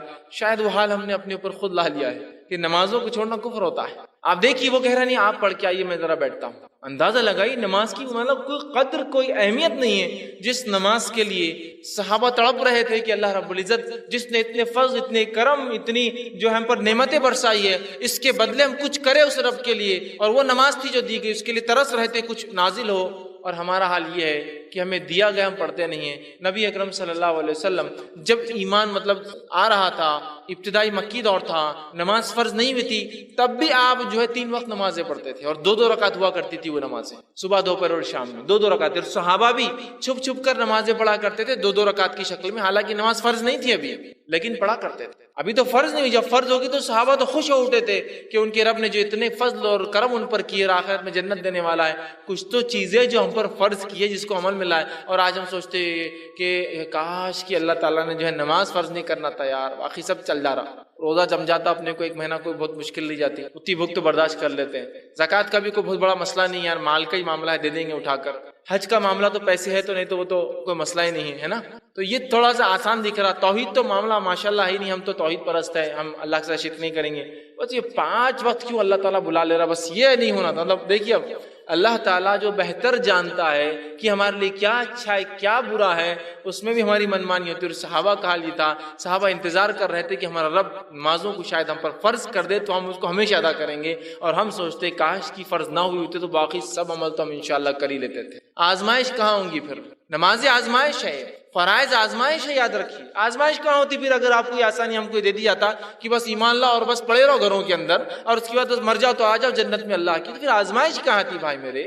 دنیا میں چھوٹی سی نعمت بھی آپ کو بغیر آزمائش کی نہیں ملتی ہے. بغیر محنت کی کوئی کما سکتا ہے کہ دنیا میں؟ بغیر محنت نہیں, میں کچھ نہیں کرتا لیکن بہت ہمارے پاس آ جاتا ہے, یہ الگ بات ہے. باپ داداؤں نے کمایا ہے, اس کے پاس اگر ہے بھی تو لوگ اس کو کوستے اور کاٹتے کہ بیکار انسان ہے, کچھ کرتا نہیں, باپ داداؤں کو اس پہ عیش کر رہا ہے سر, ہے نا. تو وہ بھی چپ چپ 9 بجے اٹھ کے باہر جاتا اور شام میں آتا گھر بتانے کے لیے کچھ کر رہا ہوں, حالانکہ وہ خرچ کرتا ہے لیکن کچھ کر رہا ہوں بھائی میں, ہے نہیں. تو دنیا میں کوشش کرنے کے بغیر کچھ حاصل نہیں ہے. تو اسی طرح آخرت کے لیے بھی ہمیں ایمان پر چل کر جو اس کے تقاضے ہیں, فرائض ہے, اس پہ عمل کرنے کے بغیر کوئی چارہ نہیں, یاد رکھیے. اور آج ہماری حالت یہ ہے کہ اگر جو ہے کوئی شخص جو ہے نماز پڑھنے لگ جاتا ہے, کوئی شخص مسجدوں میں دکھنے لگ جاتا ہے, تو لوگ کیا پوچھتے ہیں اس سے معلوم؟ سب خیر تو ہے نا گھر پر؟ تو کیوں آپ یہ سوال کیوں کر رہے ہیں؟ نہیں جیسا ایسا لگا ایگزام میں شاید آپ آنا شروع ہو گئے, کوئی مصیبت تو نہیں آئی نا آپ پر؟ نہیں آپ مسجد میں آ رہے تو اس لیے پوچھ رہے, کوئی مسئلہ تو نہیں ہے, کوئی بیماری تو نہیں لگ گئی نا آپ کو؟ نہیں سب ٹھیک ہے. نہیں جیسا آپ مسجد آ رہے تو پوچھنا پڑا کہ بیمار تو نہیں, آپ مسجد شروع ہو گئے, اس لیے کہ آپ ایگزام سے ایگزام دکھتے, مارچ ٹو مارچ دکھتے بہت سالوں سے, اور بیماری سے بیماری نظر آتے, بزنس جب بند ہو گیا تو جب نظر آتے اس کے بعد نہیں ہے. تو گویا اگر ایک انسان نمازی بن جاتا ہے تو لوگ اس سے خیر خیریت پوچھنا شروع کر دیتے, بھائی سب ٹھیک تو ہے نا گھر میں, کوئی بیماری تو نہیں ہے نا, کوئی مصیبت تو نہیں ہے نا؟ اس لیے کہ ہم نماز کو تبھی تو استعمال کرتے ہیں جب ہم بیمار ہو جاتے ہیں، مصیبت زدہ ہو جاتے ہیں، بزنس ڈوب جاتا ہے، بچے بگڑ جاتے ہیں، لڑکی بھاگ کر چلے جاتی ہے، لڑکا بھگا کر لا لیتا ہے، اس نے فلاں کر دیا، تو اللہ کی راہ میں جو ہے پھر اللہ کے جو ہے دین پر عمل شروع، نمازی بن گئے بالکل، تسبیح ہاتھ میں چالو ہے، مسجد سے اٹھا کے لے جانا پڑ رہا، نکل رہے نہیں خود سے، اور اس کے بعد جب وہ معاملہ حل ہو گیا، کیس ختم، معاملہ ختم، اللہ نے نعمت دے دی، تجارت چل گئی، فلاں ہو گئی، اس کے بعد پھر لوگ پوچھتے شاید سب اچھا چل رہا، کیوں؟ نہیں وہ آپ مسجد نہیں آ رہے ہیں تو ایسا لگا اب اچھا چل ہی رہا ہوں، اس لیے کہ مسجد آ رہے تھے، اب چھوڑ ہے نہیں، یہی حال ہو چکا ہے کہ نمازیں جب انسان پڑھے تو لوگ شک میں پڑ جاتے ہیں، کوئی مصیبت میں لگتا ہے، اس لیے کہ اس کے بغیر تو نماز کو کبھی آتا نہیں ہے۔ حالت ہمارے یہ ہے، نبی اکرم صلی اللہ علیہ وسلم فرماتے ہیں، مسند احمد کی روایت ہے نماز کی اہمیت بیان کرتے ہوئے، اول ما یحاسب به العبد صلاته، روز قیامت جو سب سے پہلے اللہ جس چیز کا حساب شروع کریں گا بندے سے وہ اس کی نماز ہوں گی۔ پہلا حساب اللہ کے حق میں جو ہوگا وہ نماز، اور پہلا حساب بندوں کے حق میں جو ہوگا خون کا ہوگا۔ تو بندے کا جو اللہ جب معاملہ کریں گا اپنا، تو توحید تو بہرحال ہے، نماز سب سے پہلی چیز ہے جس کا حساب ہوگا۔ جامع ترمذی کی روایت اللہ فرمائیں گا بندے کی نماز دیکھو، سب سے پہلے اس کی نماز دیکھی جائیں گی، اللہ کہیں گا کیا ہوا، اس کی نماز پوری ہوئی نہیں ہوئی، جو ہے فرشتے کہیں گے اللہ اس کی نماز میں کمی ہو رہی ہے، تو اللہ کہیں گا دیکھو اس کی کوئی اور نفل سنت وغیرہ ہے کہ اگر ہو تو یہ اس سے فرائض کی تکمیل کر دینا، ٹھیک، تو وہ ڈھونڈی جائیں گی، پھر اگر وہ بھی نہ ہوئی تو پھر خسارے میں رہا انسان۔ تو پہلا سوال، پہلا حساب، پہلا کتاب، فرسٹ اکاؤنٹیبلٹی، پہلا اکاؤنٹ جس چیز کے تعلق سے رجسٹرز کھولے جائیں گے میرے اور آپ کے، وہ ہوگا نماز کا معاملہ۔ اب ہر شخص سوچ لے، اگر کوشچنر ایگزامینر کے فرسٹ کوشچن کے اندر جو وائوا میں ہوتا ہے، اورل ٹیسٹ میں ہوتا ہے، انسان فیل ہو جائے تو اگلوں کا کیا ہوتا ہے ہم سب جانتے ہیں۔ پہلا سوال آپ نے غلط لکھا پرچے میں، تو ایگزامنر سائیکولوجی کر رہے یار اس نے پرچہ غلط لکھا ہی ہوگا پورا، ہے نا؟ تو ہر کوئی بولتا فرسٹ وہ اٹیمپٹ کرنا چاہیے جو سب سے اچھا آپ لکھ سکتے۔ پہلا کوشچن دیکھیے نماز، اگر اس میں ہم فیل ہو گئے تو اگلوں کے بارے میں اندازہ ہی لگایا جا سکتا کیا ہونے والا ہے، فرسٹ امپریشن ہی ہمارا غلط پڑ جائے گا۔ ہم کوشش کریں نماز کو امپریشن کے لیے نہیں، لیکن اپنے رب کے پاس حساب دینا ہے، یہ فریضہ ہے، اور اس کو خواہش کے ساتھ تکمیل پہ لے جائے کہ نہیں اللہ مجھے کرنا ہے، تو اتنی نعمتیں دیتا ہے، اگر کوئی عام انسان اتنی نعمتیں دے تو مجھے کتنا اس کا شکر ادا کرنا پڑتا ہے نہیں؟ ایک انسان کسی کو خیرات بھی دے تو بیچارہ جو لیتا ہے نا اس کو شکریہ ادا کرنا پڑتا ہے اس کا، حالانکہ خیرات دے کر وہ احسان نہیں کرتا ہے، وہ اپنا ایک بوجھ اتارتا ہے سر سے، پھر بھی لیکن وہ کرتا ہے۔ تو اللہ اتنی بیش بہار نعمتیں دیتا ہے، کیا اس کے شکر میں ہم فرائض پہ بھی عمل نہیں کریں گے؟ بہرحال یہ بڑی ضروری چیز ہے۔ آج ہم جو ہے اتنی مصروفیت کا ہم بہانہ بناتے ہیں، اور جو ہے اتنے کام ہم نے اپنے اوپر جو ہے لاد دیے ہیں کہ جس کا خمیازہ اگر کسی کو بھگتنا پڑتا ہے ہماری مصروفیت کا، تو وہ صرف اور صرف نماز ہوتی ہے۔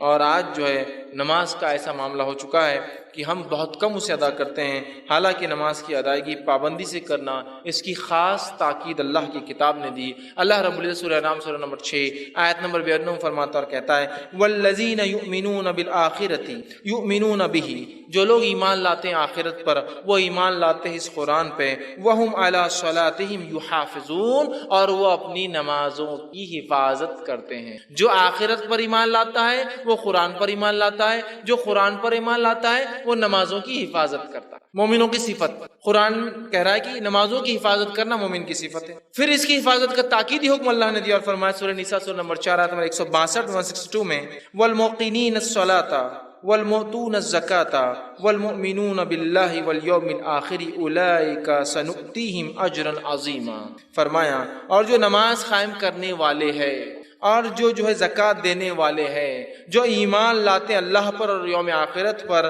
ایسے ہی لوگوں کے لیے ہم نے بہت بڑا اجر اٹھا کر رکھا ہے۔ جو نمازی قائم کرتے ہیں، جو زکوٰۃ دیتے ہیں، جو ایمان لاتے ہیں اللہ پر آخرت پر، ایسے ہی لوگوں کے لیے ہم نے بڑا اجر تیار کر رکھا ہے۔ اسی طرح جو ہے ایک اور آیت میں سورہ بقرہ سورہ نمبر 2 آیت میں 238 میں 238 میں اللہ فرماتا ہے کہتا ہے حافظ والصلاۃ الوسطیٰ، نماز کی جو حفاظت کرو، اور خاص طور سے بیچ والی نماز مطلب عصر کی نماز کی حفاظت کرو، اور خاص طور سے بیچ والی نماز کی۔ پھر تاکید کی نماز کی اور فرمایا سورہ مومنون سورہ نمبر 23 آیت نمبر 9 جس میں سکسیسفل لوگوں کی بات بتائی گئی ہے۔ بہت سے لوگ ہوتے ہیں نا جو لوگ MBA کرتے ہیں، مینجمنٹ کورسز کرتے ہیں، ان سے پوچھئے سکسیسفل لوگوں کی جو ہے سوانح حیات بایوگرافی پڑھنے کا کیا امپورٹنس رہتا ہے؟ پھر وہ بولتے یہ مینیجر تھا، وہ اس نے یہ کیا زندگی میں، فلاں اس کی سوانح حیات، فلاں کرتا تھا، یہ کرتا تھا، ہے نا.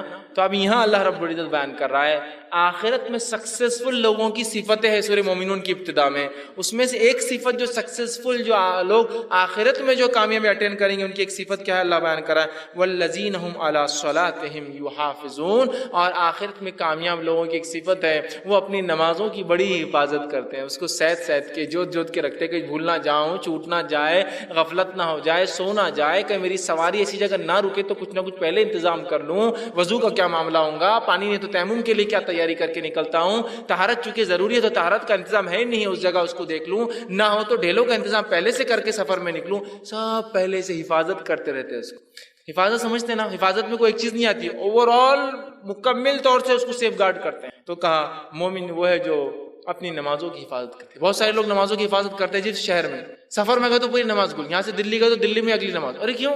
طہارت کا مسئلہ، ٹرین میں پانی نہیں رہتی ہے. تو پھر حفاظت والے کہاں ہوئے آپ نماز کے؟ جب آپ نکلے تھے ٹرین کے سفر تو آپ کو یاد رکھنا چاہیے تھا طہارت کے لیے پانی شاید نہ ہو تو ڈھیلے پہلے سے تیار کر کے پیکٹ میں بند کر کے لے کے چلو کہ طہارت کرنے کی ضرورت پڑ گئی تو. اور اگر پانی نہ ہوا تو طہارت پھر وضو بھی کرنا ہے، نہ ہوا تو مٹی چھان کر ایک پنی میں ڈال کے لے جاؤں کہ تیمم کی ضرورت پڑے تو ٹرین میں مٹی کہاں ملیں گی، گندگی ہوتی ہے وہاں تو، ہے نا. تو پھر میں مٹی بھی لے جاؤں تاکہ تیمم کے لیے مٹی بھی تیار. یہ تو مانا حفاظت کرنے والے اپنی نماز کو سیف گارڈ کر کے رکھتے ہیں. میری بس اگر چھوٹ جاتی ہے تو بس رکیں گے نہیں اگلے مقام پہ، اس لیے کہ بہت لمبا ہے، تو پھر بس والے سے بات کر کے اچھا ایسا ہے کہ چلو میں نماز کے وقت کب شروع ہوتا ہے کب ختم ہوتا ہے، آج تو ماشاءاللہ اینڈرائڈ کا زمانہ آسانی سے پتہ چل جاتا ہے، چلو ٹائم تو ہو گیا پڑھ لیتا ہوں، اس لیے کہ پھر بس رکنے والی نہیں بہت لمبا. یہی تو حفاظت، سیف گارڈ کرنا اپنی نمازوں کو. تو کہا والذین هم علی صلاتهم یحافظون، اپنی نمازوں کی حفاظت کرتے رہے، اس کے بارے میں غور و فکر کرتے ہیں. وہ چاہتے ہیں کہ نمازیں ان سے نہ چھوٹے اور مکمل حفاظت کے ساتھ وہ اپنی نمازوں کو ادا کرے. یہ صفت ہے. موطا امام مالک کی روایت ہے، آپ صلی اللہ علیہ وسلم فرما رہا ہے یقیناً میرے نزدیک، آپ سب فرما رہے ہیں یقیناً میرے نزدیک تمہارے امور میں سے سب سے اہم اور ضروری کام، یقیناً میرے نزدیک تمہارے امور میں سے سب سے اہم اور ضروری کام نماز ہے. کیا فرما رہے ہیں آپ سلام؟ تمہارے معاملے میں سب سے اہم چیز جو حکم میں تمہیں دے رہا ہوں، جو امور تمہیں دیے گئے، سب سے اہم چیز نماز ہے. پھر آگے فرماتے ہیں ضروری کا کام نماز ہے. جس شخص نے اس کی پابندی کی، اس پر جو ہے کاربند رہا، جس نے پابندی کی، اس پہ اڑا رہا، اس نے اپنا دین محفوظ کر لیا. جس نے نماز پڑھی اس نے اپنا دین محفوظ کر لیا. اور جس نے اسے ضائع کر دیا وہ دوسرے معاملات میں بالاولی سست اور کوتا ہوں گا. پتہ ہی چلا رسول اللہ فرما رہے ہیں جو نماز میں سستی برتتا ہے اس کا مطلب دنیا کے کاموں کے لائق وہ آدمی نہیں ہے. جو اللہ کا جو حق ہے اور سب سے پہلا امپورٹنٹ کام ہے اگر وہ نہیں کرتا ہے تو اس پہ ٹرسٹ مت کیجیے کہ آپ کے دوسرے کام بھی کر سکتا ہوں، وہاں بھی وہ سستی برتیں گا. سمجھ رہے ہیں بات؟ کتنی بہترین بات آپ بتا رہے ہیں. اسی طرح جو ہے اللہ رب العزت نے جو ہے نماز کو جو ہے نجات کا ذریعہ بنایا ہے. یاد رکھیں یہ نجات کا سکسیس کا ہی ذریعہ ہے اور نماز نجات کا ذریعہ. اس کے تعلق سے سورہ حج سورہ نمبر 22 آیت میں 77 میں اللہ فرماتا کہتا ہے یا ایھا الذین آمنوا ارکعوا واسجدوا واعبدوا ربکم وافعلوا الخیر لعلکم تفلحون. اے وہ لوگو جو ایمان لائے ہو، ورکعوا رکوع کرو، واسجدوا سجدہ کرو، وَاعْبُدُوا رَبَّكُمْ اپنے رب کی عبادت کرو، وَافْعَلُوا الْخَيْرَ اور اچھے کام کرو خیر کے، لَعَلَّكُمْ تُفْلِحُونَ اگر تم کامیابی، سکسیس اور جو ہے آخرت میں کامیابی اور فلاح چاہتے ہو تو یہ سب کام کرو، رکوع کرو، سجدے کرو، عبادت کرو، خیر کے کام کرو اور تاکہ تم آخرت میں جو ہے کامیاب بنو. تو کامیابی کے لیے یہ ایک ذریعہ ہے. کیا کرنا ہے؟ ہمیں نماز قائم کرنا ہے. آج ہم جو لوگ نماز نہیں پڑھتے ان کو کامیاب سمجھتے ہیں. ایک انسان کو اللہ اگر دنیا کا سب کچھ بھی دے دے اور اگر نمازی ہی نہیں ہے تو سمجھ لیجئے یہ لوزر ہے، ناکام ہے. اور ایک انسان کو دنیا میں کچھ بھی حاصل نہیں ہے لیکن اگر نماز پڑھتا ہے سمجھ جائیے سکسیسفل ہے آخرت کے. وہاں کا ریزرو بینک اس کا فل ہے، یہاں کا خالی ہو سکتا، وہاں اس کا فل ہے پورا کہ وہ جانے والا ہے. تو انشاءاللہ اللہ نے چونکہ جو یہ کام کرتے انہی کے لیے لعلکم تفلحون تاکہ تم کامیابی پاؤ میرے پاس، تاکہ تم فلاح پاؤ. اس کے لیے شرط ہے ایمان لانا، اس کے بعد نماز پڑھنا، عبادت کرنا، اچھے کام کرنا. دوسری جگہ اللہ رب العزت فرماتا ہے سورہ اعلیٰ سورہ نمبر 96 آیت نمبر 14 سے لے کے 15 میں قد افلح من زکاہا اور وہ کامیاب ہوگا جس نے اپنے نفس کا تزکیہ کیا، اپنے آپ کو پاک کیا، ایمان لے آیا جس سے اس کے گناہ معاف ہو گئے. پھر فرمایا وذکر اسم ربہ فصلی اور اس کے بعد اپنے رب کے لیے نماز قائم کی، نماز پڑھا. کامیاب ہو گیا جس نے اپنے نفس کا تزکیہ کیا اور اس کے بعد اپنے رب کے لیے اس نے نماز پڑھی. یہاں بھی دیکھیے کامیاب لوگوں کی علامت، نجات کا ذریعہ نماز بتایا جا رہا ہے۔ اسی طرح جو ہے نماز صرف ہمیں نہیں دی گئی ہے، پچھلی شریعتوں میں بھی نماز تھی اور وہ انبیاء اور وہ لوگ بھی نماز پڑھتے تھے۔ ایسے اللہ رب العزت 6 سے 7 واقعات نقل کیے، بس مختصر رکھتا ہوں۔ اللہ رب العزت فرماتا ہے زکریا علیہ السلام کا واقعہ سورہ آل عمران سورہ نمبر 3 آیت نمبر 39 میں اللہ فرماتا ہے، کہتا ہے فنادته الملائکۃ وهو قائم یصلی فی المحراب، اور فرشتے نے ایک آواز دی زکریا علیہ السلام کو جب اپنی محراب میں وہ نماز پڑھ رہے تھے، یصلی نماز پڑھ رہے تھے۔ تو پتہ چلا زکریا علیہ السلام بھی نماز پڑھتے۔ تو نماز کوئی ہم پر بوجھ نہیں، اس امت پہ نہیں ہے، یہ پچھلی امتوں پر بھی یہ چیز تھی، یاد رکھیے۔ دوسرے مقام پہ فرمایا موسیٰ علیہ السلام کے تعلق سے سورہ یونس سورہ نمبر 10 آیت نمبر 87 نے فرمایا رکھا وَاجْعَلُوا بُيُوتَكُمْ قِبْلَةً وَأَقِيمُوا الصَّلَاةَ وَبَشِّرِ الْمُؤْمِنِينَ۔ اے موسیٰ حکم دیجئے بنی اسرائیل کو کہ اپنے اپنے گھر میں جو اللہ کی طرف چہرہ کرے نماز کے لیے، قبلہ مطلب چہرہ کرنے کی جگہ قبلہ بنائے، اور اقیم الصلاۃ، اور تمہاری قوم کے لوگ بنی اسرائیل اگر اللہ فرعون کے ظلم سے بچنا چاہتے ہیں تو وہ نماز قائم کریں، اور جو نماز قائم کرتا ہے فبشر المؤمنین، تو ایسے ایمان والوں کو آپ خوشخبری دے دیجیے۔ پھر آگے نماز آئیے اللہ رب سورہ مریم سورہ نمبر 19 آیت میں 30 اور 31 میں عیسیٰ علیہ السلام کا تذکرہ کرتا ہے۔ جب مریم علیہ السلام ان کو لے کر آئی اور لوگوں نے کہا مریم کیا تم نے کر دیا، نہ تمہارا جو ہے خاندان ایسا تھا، نہ تمہارے خاندان میں کسی نے ایسا، چونکہ وہ لوگوں نے کچھ غلط سمجھا۔ تو مریم علیہ السلام نے خالی اشارہ کیا عیسیٰ علیہ السلام کی طرف۔ عیسیٰ علیہ السلام بول پڑے، کیا بولا سنیے، قال انی عبد اللہ، عیسیٰ علیہ السلام نے کہا میں اللہ کا بندہ ہوں، آتانی الکتاب وجعلنی نبیا، اللہ مجھے کتاب عطا کرنے والا ہے اور مجھے اس نے اپنا نبی چن لیا ہے، وجعلنی مبارکا اینما کنت، اور میں بابرکت ہوں جب تک میں تم میں رہوں گا، اور آگے فرمایا این کنت واوصانی بالصلاۃ والزکاۃ ما دمت حیا، اور مجھے میرے رب نے وصیت کی کہ میں نماز قائم کروں اور زکوٰۃ دوں جب تک میں اس دنیا میں زندہ رہوں، یا جب تک میں اس دنیا میں رہوں تب تک میرے رب نے مجھے نماز قائم کرنے کا اور زکوٰۃ دینے کا حکم دیا۔ عیسیٰ علیہ السلام بھی اسی کی بات کر رہے ہیں۔ آئیے آگے ہم بڑھتے ہیں، ہم دیکھتے ہیں کہ شعیب علیہ السلام کا واقعہ اللہ رب العزت نے سورہ ہود سورہ نمبر 11 آیت میں 87 بیان کیا۔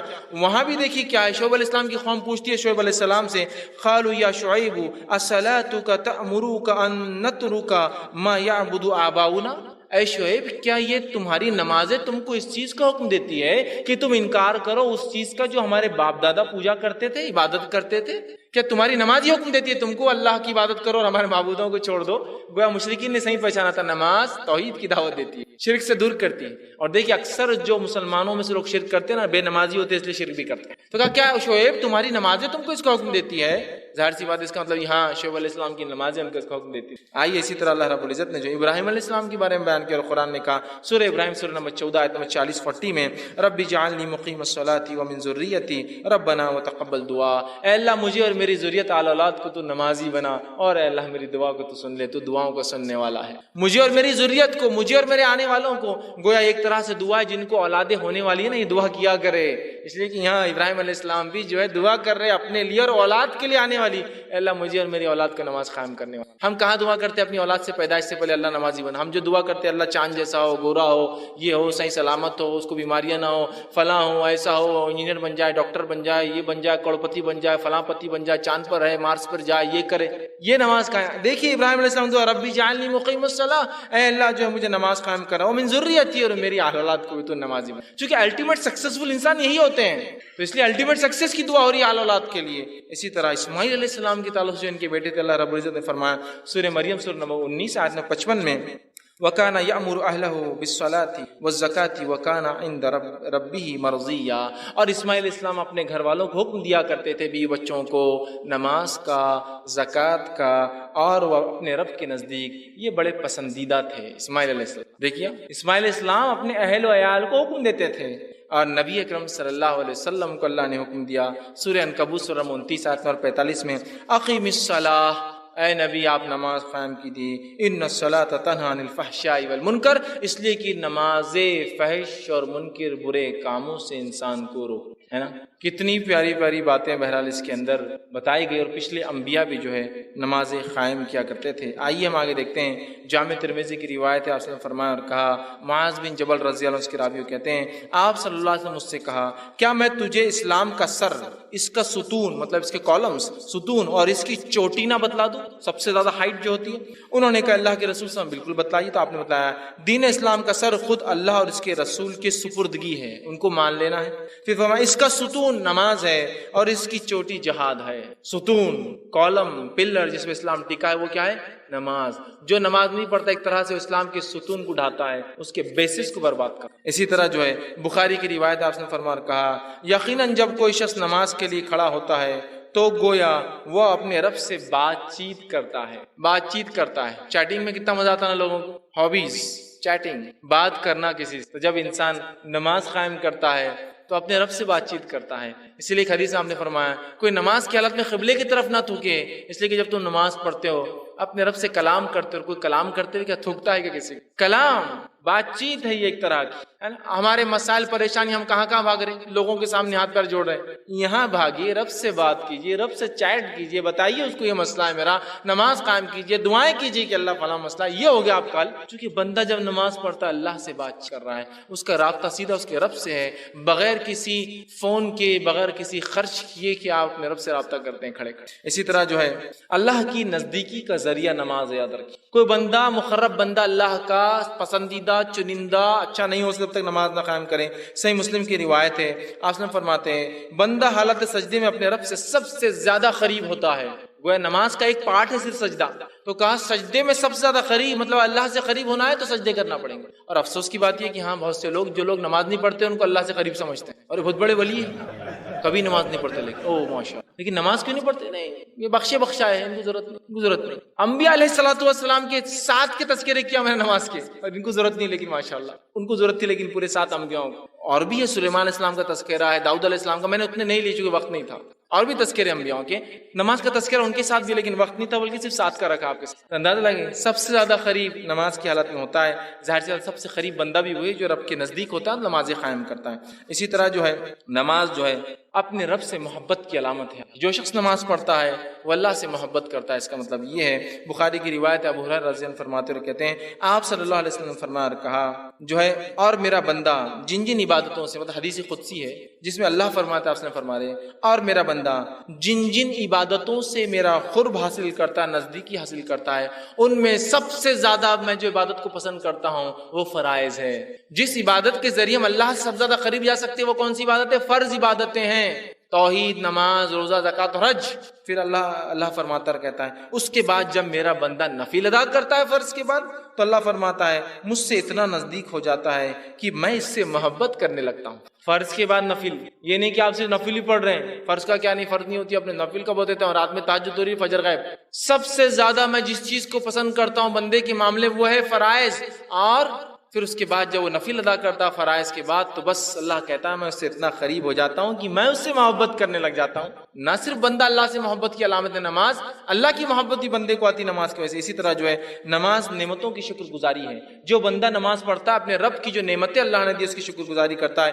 جامع ترمذی کی روایت ابوبکر صدیق رضی اللہ عنہ اس کے راوی فرماتے ہیں یقیناً نبی اکرم صلی اللہ علیہ وسلم کے پاس اگر کوئی ایسی خبر لائی جاتی جس سے آپ صلی اللہ علیہ وسلم خوش ہوتے تو اللہ تعالیٰ کا شکر ادا کرتے اور سجدہ کرتے، مطلب نماز قائم کر لیتے. خوشی کی کوئی خبر آئی کہ آپ سجدہ کر رہے ہیں، گویا یہ شکرانہ ہے نماز ایک طرح سے. 5 وقت ہم پڑھتے، اللہ زندگی دی، اچھی زندگی دی، اور روزی دے رہا ہے، اولاد دی، تمام تر سہولتیں دی، اور اگر کچھ نہ بھی دیا تو ایک صحیح سالم جسم دیا نا. کبھی ہوتا ہے کہ کچھ بھی نہیں انسان کے پاس لیکن اس کے پاس ایک جسم تو ہے، اللہ نے سب کچھ دیا ہے نا، صحیح سالم بالکل اچھا خاصا، ورنہ بیمار، پیسہ ہے بیماری کیا کریں گے آدمی، ہے نا. تو دیکھیے اس پہ خوش ہو تو اللہ کا شکر ادا کرتا ہے. ٹھیک ہے، تو آپ سب سجدے میں چلے جاتے، نماز قائم کرتے. اسی طرح نماز جو ہے کا اجر جو ہے بے حساب، اس کا بدلہ بے حساب ملے. حالانکہ فریضہ ہے لیکن ادا کرو تو فائدہ بھی پاؤ، کمپلسری ہے، کرو اور فائدہ بھی پاؤ. اللہ کے رسول صلی اللہ علیہ وسلم فرماتے، صحیح مسلم کی روایت میں عائشہ رضی اللہ عنہا فرماتی اور کہتی ہے نماز فجر سے پہلی والی 2 سنتیں اللہ کے رسول نے فرمایا دنیا و ما فیہا، اس میں جو کچھ ہے اس سے بہتر ہے. دنیا اور اس میں جو کچھ ہے، صرف فرض نہیں، صرف نماز کی 2 سنتیں جو فجر کی نماز سے پہلے ہوتی ہے، رسول اللہ فرماتے دنیا و ما فیہا، دنیا اور اس میں جو کچھ ہے ان سے زیادہ بہتر ہے. صرف 2، ابھی سنت کی بات ہو رہی ہے، فرض کا کیا حال ہوگا پھر جب 2 رکعتیں سنت جو فجر سے پہلے ہے وہ دنیا و ما فیہا سے زیادہ افضل ہے، تو فرائض کا کیا حال ہوگا بس اندازہ گیس ہی کیا جا سکتا ہے. آگے آئیے، نماز کے تعلق سے نماز تحفہ آسمانی ہے. یہ ایک جس کو ہم کہیں گے آسمانی تحفہ ہے ہم کو جو ڈیوائن گفٹ ہے جو دیا گیا، اس لیے کہ بخاری کی روایت ہے رسول اللہ صلی اللہ علیہ وسلم معراج پر گئے، معراج پر جانے کے بعد ایک ایک مقام سے ایک جو آسمان سے گزرے، رب کے پاس گئے، رب نے سورہ بقرہ کی آخری دعا ہے آپ کو نوازی اور اس کے ساتھ ایک تحفہ دیا، اور وہ تحفہ کیا تھا؟ نماز تھا۔ یاد ہے جس دن یہ تحفہ ملا بڑے شوق سے مناتے لوگ اس کو، معراج کی رات، تحفے کی رات، نماز کی رات۔ اور اکثر معراج میں نماز پڑھنے والے معراج سے معراج ہی دکھتے، بعد میں نہیں ملیں گے آپ کو۔ مطلب گفٹ جس دن ملا اسی دن سلام دینے والے کو، اور اس کے بعد غائب، پھر پیٹ۔ گفٹ یہ تحفہ تو آسمانی ہے، اس لیے کہ ساری عبادتوں کے لیے عبادتوں کو بھیجا گیا، اور یہ ویسی عبادت ہے جس کو بلا کر دیا گیا۔ اس کی فضیلت سمجھ لیجیے۔ روزہ نیچے آیا، زکوٰۃ نیچے حکم آیا، حج نیچے حکم آیا، توحید نیچے حکم آیا، فرشتہ لے کے آئے، نماز بلا کر دی گئی۔ سبحان اللہ، اہمیت سمجھ لیجیے۔ ساری عبادتیں فرض بھیجے گئے، یہ بلا کر دی گئی، اس لیے میں کہہ رہا ہوں تحفہ آسمانی ہے، اور آسمان پر بلا کے دیا گیا۔ ویسے ساری عبادت آسمان سے ہی آئی، اللہ کے پاس سے آئی نا، یہ تحفہ آسمانی ہے، بلا کر دیا گیا۔ اور اس کی خصوصیت یہ ہے، معلوم آپ کو، کہ یہ ساری عبادت اسلام کی چاند سے چلتی ہے، نماز کی فضیلت یہ ہے یہ سورج سے چلتی ہے، سب سے ہٹ کر ہے۔ حج کا ایک سیزن ہے، ذی الحجہ کا مہینہ، چاند سے کیلکولیٹ ہوتا ہے نا۔ ساری عبادتیں دیکھیں، زکوٰۃ کے لیے 1 سال گزرنا ہے، وہ بھی چاند سے ہوتا ہے، 355 دن، وہ بھی چاند سے۔ لیکن یہ ایک ایسی عبادت ہے جو سورج سے چلتی، سورج نکلنے سے پہلے، سورج بیچ میں تھوڑا ہٹ گیا تو، سورج ڈھلنے لگے تو، سورج ڈوبنے کے بعد اور رات کے ایک حصے میں۔ تو ساری عبادتیں چاند سے جڑی ہے، اور یہ سورج سے جڑی عبادت ہے۔ اس سے بھی اس کی فضیلت پتہ چلتی ہے، یاد رکھیے۔ اسی طرح جو ہے نماز گناہوں سے پاک کر دیتی ہے۔ صحیح بخاری کی روایت، آپ سب نے صحابہ سے پوچھا کیا تم میں سے کوئی شخص جس کے گھر کے سامنے ایک ندی بہ رہی ہو اور اس میں وہ 5 وقت غسل کرتا ہے، تو کیا اس کی آنکھ پہ کوئی میل کچل باقی رہیں گا؟ صحابہ نے کہا بالکل نہیں۔ تو کہا ایسی مثال اس مومن کی جو 5 وقت نماز پڑھتا ہے، اللہ سارے گناہ اس کے معاف کر دیتا ہے اس کی وجہ سے۔ گناہوں کو مٹانے کا ذریعہ، حالانکہ فریضہ ہے، بدلہ بھی دیتا ہے، اور اس کے ساتھ ساتھ گناہوں کو مٹاتا بھی۔ ہمیں چاہیے ہم نماز کی پابندی کریں۔ اسی طرح جو ہے نماز جنت کا ذریعہ ہے، یاد رکھیے۔ اللہ رب العزت فرماتا ہے سورہ معارج سورہ نمبر 70 آیت نمبر 34 اور 35 میں کہا فرمایا والذین هم علی صلاتهم یحافظون اولئک فی جنات مکرمون، وہ لوگ جو اپنی نمازوں کی حفاظت کرتے ہیں وہ اکرام والی جنتوں کے اندر داخل ہوں گے، عزت والی جنتوں میں جہاں ان کی عزت توقیر اکرام کیا جائے گا اس میں داخل۔ تو نماز جنت میں جانے کا ذریعہ ہے، اس لیے نماز پڑھو، اکرام والی جنت میں داخل ہو۔ نماز جہنم سے نجات کا ذریعہ ہے، جہنم سے بچنے کا طریقہ ہے۔ صحیح مسلم کی روایت ہے، عمر رضی اللہ عنہ فرماتے اور کہتے ہیں جو شخص نماز فجر اور عصر پڑھے گا وہ ہرگز آگ میں داخل نہیں ہوں گا۔ جو شخص نماز فجر اور عصر پڑھے گا وہ ہرگز جہنم میں داخل نہیں ہوں گا۔ یہ 2 نمازوں کے تعلق سے کیوں کہا گیا، حالانکہ فرض تو 5 ہیں؟ وہ اس لیے کہ یہ 2 نمازوں میں انسان زیادہ کوتاہی کرتا ہے پڑھنے میں، جیسا کہ فجر سونے میں چلے جاتی ہے اور عصر بھی سونے اور چائے میں چلے جاتی ہے، اس میں کمزوری آتی ہے انسان میں، اس لیے خاص طور سے کیا گیا، ورنہ ہر نماز وجہ ہے۔ تو کہا جو فجر اور عصر پڑھیں گا اللہ اس کو آگ نہیں دکھائیں گا جہنم کی۔ یاد رکھیں کتنی بڑی بات جو ہے کہی جا رہی ہے۔ اسی طرح جو ہے نماز جو ہے اپنی حفاظت کا ایک ذریعہ اللہ سے، معلومات نماز ایک حفاظت کا ذریعہ۔ صحیح مسلم کی روایت آپ نے فرمایا کہا جندب خصی رضی اللہ عنہ کے راوی کہتے ہیں جس شخص نے صبح کی نماز پڑھی بس وہ اللہ کے امن و امان میں آ گیا۔ جس نے فجر پڑھ لی اللہ نے اس کا ذمہ لے لیا آج، اور جس نے فجر نہیں پڑھی سمجھ لو اس کا ذمہ ختم ہو گیا ہے نا۔ ایک صحابی کا واقعہ، وہ آیا اور کہا اللہ کے رسول یہ میرا جو اونٹ ہے جس پہ تھے وہ یہ سنتا نہیں میری بات، کیا نہیں کرتا، بات نہیں سنتا میری۔ صحیح روایت ہے، آپ صلی اللہ علیہ وسلم اونٹ کے پاس گئے، اس اونٹ نے آپ کے کان مبارک کے پاس اپنا چہرہ لایا اور کچھ کہا۔ صحابی نے کہا اس نے کیا کہا؟ تو کہا تمہاری کمپلین کر رہا تھا، شکایت کر رہا تھا۔ کہا کیا کہا؟ کہا کہ میں اس لیے اس کی بات نہیں سنتا اللہ کے رسول کہ یہ فجر کی نماز کو نہیں اٹھتا۔ اس سے ہم عام زبان میں کہہ سکتے ہیں کسی کی مشین برابر نہیں چل رہی، کارخانہ ٹھپ ہو جا رہا، چیزیں سسٹم برابر نہیں ہے، ورکر ساتھ نہیں دے رہے، لوگ چھوڑ کے بھاگ جا رہے، فجر میں گڑبڑ ہے، کہ تو وہ اونٹ ساتھ نہیں دے رہا تھا فجر میں گڑبڑ کی وجہ سے۔ یہ فجر نہیں پڑتا بول کے میں اس کی بات نہیں سنتا، دن بھر کہیں بھی بھاگ جا رہا، سن رہا نہیں، اس کو ہکالا جا رہا تو مان رہا نہیں، ہو رہا ہے، ہو سکتا ہے ایسا ہے نا۔ فجر نہیں پڑھ رہے آپ، بزنس نہیں چل رہا، ہوگا کیوں نہیں ہوگا، لوگ آپ کی بات نہیں مان رہے ہوں گا، مچھلی لا رہے بار بار بگڑ جا رہی ہے، فجر شروع کر دیجیے انشاءاللہ دیکھیے سب معاملے درست ہوتے جاتے ہیں۔ چونکہ جانور اطاعت نہیں کر رہا ہے کہ انسان کی جو فجر کی نماز نہیں پڑھ رہا، جانور نہیں کر رہا تو فرشتے کیا پھٹکیں گے اس آدمی کے نزدیک، اور کیا اللہ کی رحمت آئیں گے ایسے آدمی کی، ہے نا۔ دیکھیے تو کہا یہ حفاظت کا ذریعہ، جس نے پڑھ لی بس وہ تو آج حفاظت میں آ گیا۔ اسی طرح نماز جو ہے جہنم کی آنکھ کو ٹھنڈا کر دیتی ہے، صرف دنیا میں نہیں آخرت میں بھی حفاظت کرتی ہے۔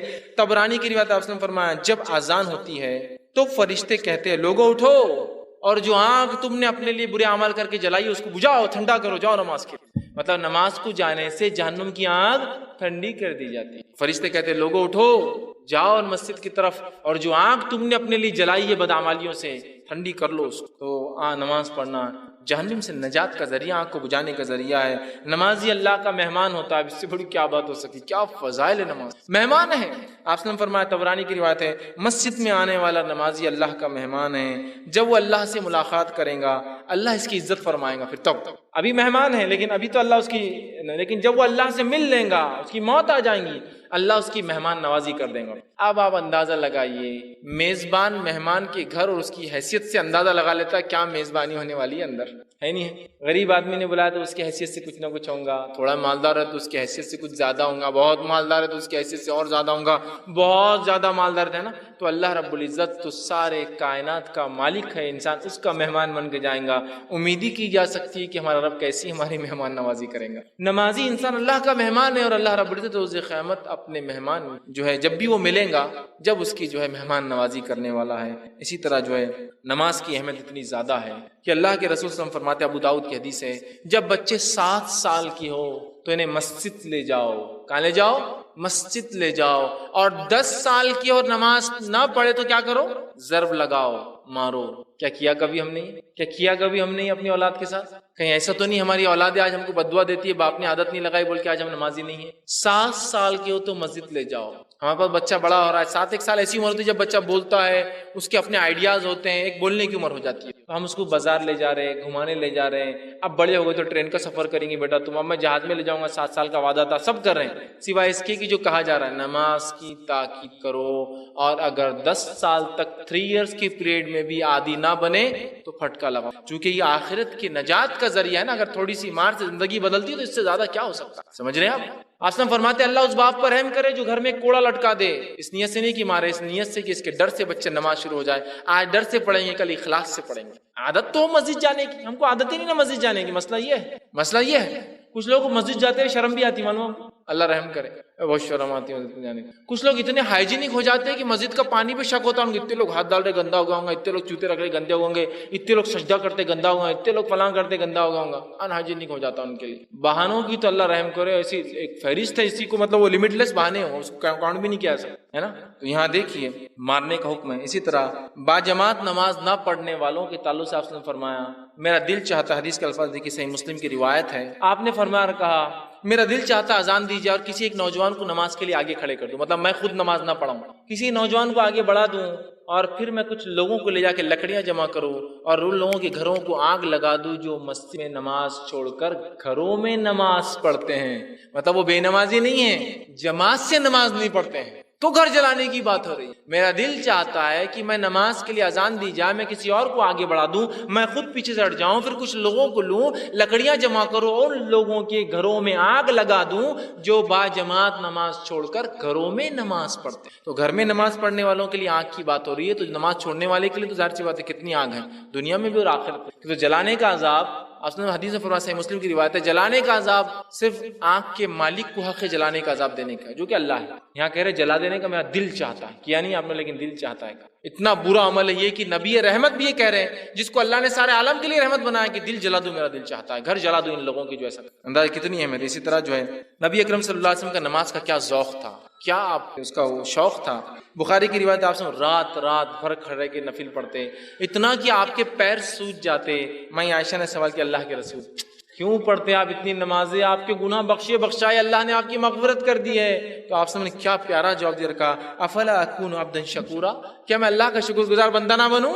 تو گویا نماز شکر گزاری ہے میرے بھائی۔ نبی جس کے اعمال سارے اگلے پچھلے معاف ہے اور سیدھا جنت ہے، وہ نبی بھی اپنے رب کے شکر میں نفل نمازوں کے اندر اتنا پڑھتا ہے کہ اپنے پیروں کو سجا لیتا۔ کیا میں اپنے رب کا شکر گزار بندہ نہ بنوں؟ تو گویا ایک شخص جو نماز نہیں پڑھتا اور فرض نہیں پڑھتا ہے تو کتنا ناشکرا بندہ ہے، اس سے کیسے کیا جا سکتا ہے کہ نبی نفل پڑھ رہے شکر میں اور ہم فرض غائب کر رہے ہیں، اور پھر بول رہے پریشان ہے، تنگ دست ہے، رزق میں کمی ہے، اولاد بیکار نکل گئی، پڑوسی تکلیف دیتا ہے، باس تنگ کرتا ہے، نوکری برابر نہیں ہوتی ہے، چھوٹ جاتی ہے، مصیبت خالی یہاں ہے نماز، اللہ حفاظت میں لے لیں گا، رزق کا ذمہ اس کا، ہر کام اس کا، یاد رکھیے۔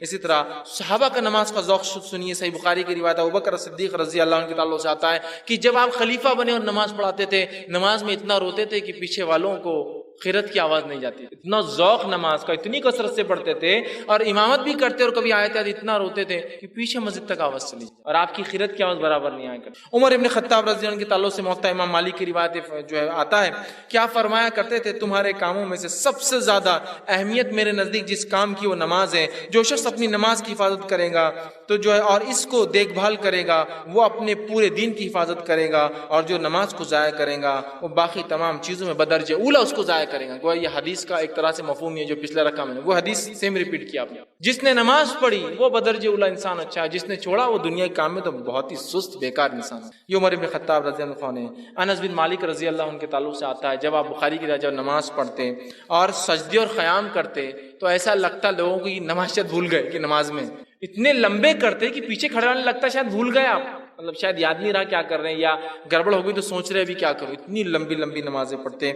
اسی طرح جو عبداللہ بن جبیر رضی اللہ عنہ کے تعلق سے آتا ہے کہ روایت میں جب آپ نماز کے لیے کھڑے ہوا کرتے تو ایسا لگتا کچھ ستون کالم ہوتا ہے نا کھڑا، اتنی دیر دیر کھڑے ہوتے کہ مطلب ایک آدمی آ رہا کام کر رہا جا رہا کر رہا تو عبداللہ بن جبیر کھڑے ہی ہے، لیکن جیسا ایک کالم کھڑا ہوتا ہے نا ایک جگہ آپ کبھی بھی وہیں کھڑا ہو. اتنی لمبی نمازیں پڑھتے جیسے ایک ستون کھڑا ہے، ایک پلر کھڑا ہے کوئی جو نہ ہلتا ہے نہ ڈولتا ہے، بس لگا ہے. صحابہ کا نماز کا یہ ذوق تھا، ایسا شوق تھا جس کی کوئی انتہا نہیں. عدی بن حاتم رضی اللہ عنہ کے تعلق سے آتا فرماتے ہیں جب سے میں نے ایمان لایا تب سے لے کر آج تک 40 سال سے ایسی کوئی نماز نہیں تھی جس کی اذان سے پہلے میں مسجد میں نہ پہنچا. 40 ایئرس ان کی زندگی کی چلے گئے اللہ کے رسول کے بعد، 40 سال تک مسجد میں تب آئے جب اذان بھی نہیں ہوئی تھی، اذان سے پہلے آ جاتے تھے.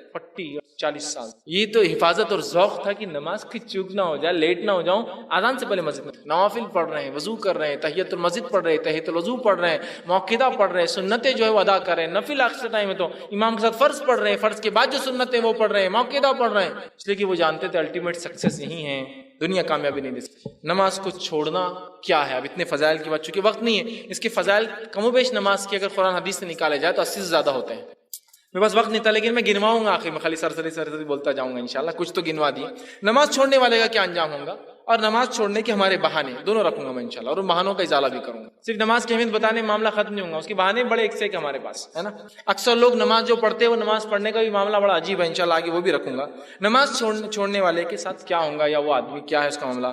تو نماز چھوڑنے والا وہ جو ہے، نماز کے تعلق سے جو باتیں آتی ہیں، جو انسان نماز چھوڑے اس کے تعلق سے آتا ہے کہ نماز چھوڑنے والا انسان جو ہے وہ کافر ہوتا ہے، یاد رکھ، وہ منافق ہوتا ہے، وہ فاسق ہوتا ہے. اور اس کے تعلق سے اتنی ساری باتیں، اتنی ساری حدیثیں آتی ہیں، میں آپ کے سامنے کچھ ہی رکھ پاؤں گا. بہرحال سب سے پہلے میں رکھتا ہوں آپ کے سامنے نماز کو ترک کرنے والا، نماز کو چھوڑنے والا، اس کا سب سے پہلا نقصان یہ ہے کہ وہ مشرک ہو جاتا ہے، وہ شرک کرتا ہے. تارک نماز کو چھوڑنے والا انسان مشرک ہوتا ہے.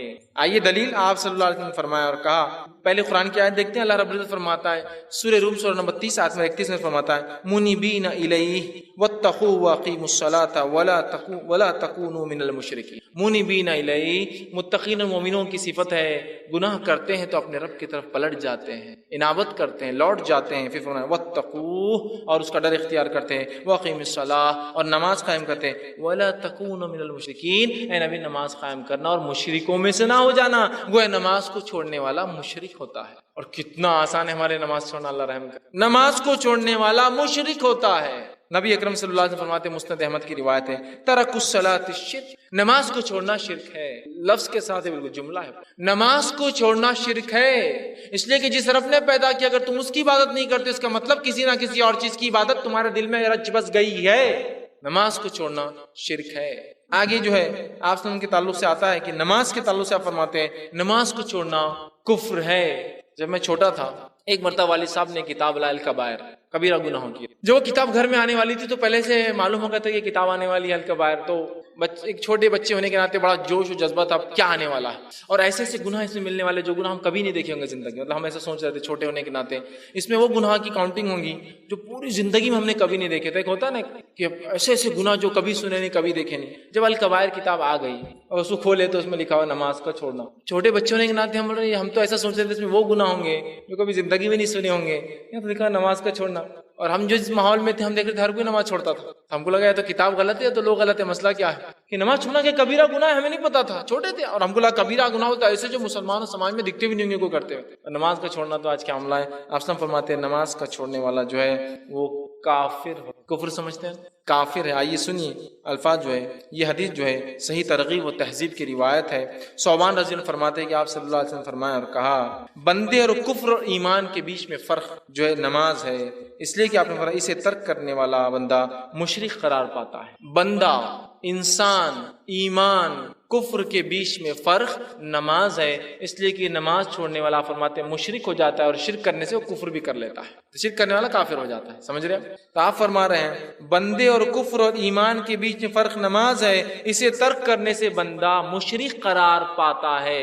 کسی کو کافر بولے تو اندازہ لگائیے آپ, کسی غیر مسلم کو آپ بولیے یہ کافر, تو وہ تلمل ہو جاتا, حالانکہ اس کو سمجھتا نہیں کچھ لیکن تلمل ہو جاتا, کیونکہ میڈیا نے بتایا نا میں کافر بولتا ہوں یہ کافر. اللہ کے رسول فرما رہے ہیں نماز کو چھوڑنے والا کافر ہو جاتا, اور وہ مشرک بھی ہوتا ہے اس لیے کفر کرتا ہے. اب ہر کسی کی اپنی چوائس ہے, وہ جو اختیار کرنا چاہتا ہے کرے. ایک طرف ایمان ہے, اس کے کچھ تقاضے ہیں, ایک طرف کفر ہے, اس کے کوئی تقاضے نہیں, جو چاہے کرو دنیا میں. کفر خود ہو جاتا ہے, ایمان کے تقاضے ہے, اس کے لیے کچھ کرنا پڑتا ہے, کچھ ڈیڈیکیشن دینا پڑتا ہے. اسی طرح جو آپ نے فرماتے ہیں صحیح مسلم کی روایت ہے, ان بین رجلی و بین الشرک والکفر ترک الصلاۃ. انسان اور شرک اور کفر کے بیچ کا فرق نماز ہے.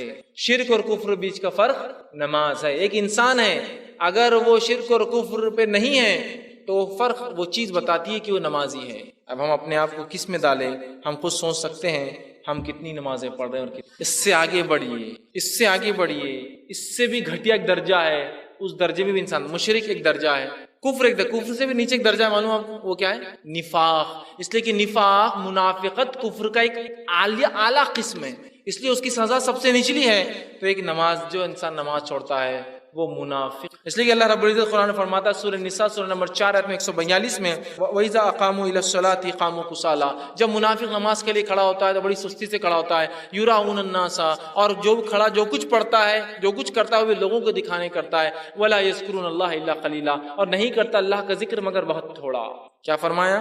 وَإِذَا قَامُوا إِلَى الصَّلَاةِ قَامُوا كُسَالَىٰ. منافق کی صفت کیا ہے؟ نماز کو کھڑا ہوتا ہے تو سستی سے, اور اس لیے کھڑا ہوتا ہے کہ لوگوں کو دکھائے, اور اللہ کا ذکر نہیں کرتا مگر بہت. تو منافق اسی طرح متفق علیہ روایت ہے صحیح بخاری و صحیح مسلم کی حدیث, آپ نے فرمایا منافق پر فجر کی اور عشاء کی نماز بڑی بھاری جاتی ہے. یہ میرے بارے میں اور آپ کے بارے میں بات نہیں, منافق پر فجر اور عشاء کی نماز بھاری جاتی ہے. اللہ ہم پر رحم کرے, واقعی میں ہم پر فجر اور عشاء کی نماز مشکل. منافق پر آپ نے کہا, صحیح مسلم کی روایت ہم نے فرمایا منافق جو ہے بیٹھا رہتا ہے, اور جب سورج ڈوبنے لگتا ہے اور پیلا ہو جاتا ہے تب بھاگتے ہوئے جاتا ہے اور کوے کی ٹھونگے سے سرزمین پہ مارتا ہے اور عصر کی نماز ادا کر لیتا ہے. وہ اتنی سستی کہ سورج ڈوب رہا ہے, لال جب ہو جاتا ہے تو بھاگتا ہے, اٹھتے ہوئے جاتا ہے اور 4 رکعت, تاکہ مسلمانوں کو بتائے میں مسلمان ہوں, بھائی کافر نہیں ہوا, اور ٹھونک مارتا ہے 4, مطلب 4 سجدے, مطلب اس نے نمازیں پڑھی اور اس کے بعد ختم کر. تو منافق ہو جاتا ہے وہ شخص جو ہے جو کرتا ہے. آپ صلی اللہ علیہ وسلم کے زمانے میں, آپ صلی اللہ علیہ وسلم کے زمانے میں منافقوں کی بھی ہمت اور مجال نہیں تھی کہ وہ نماز چھوڑے,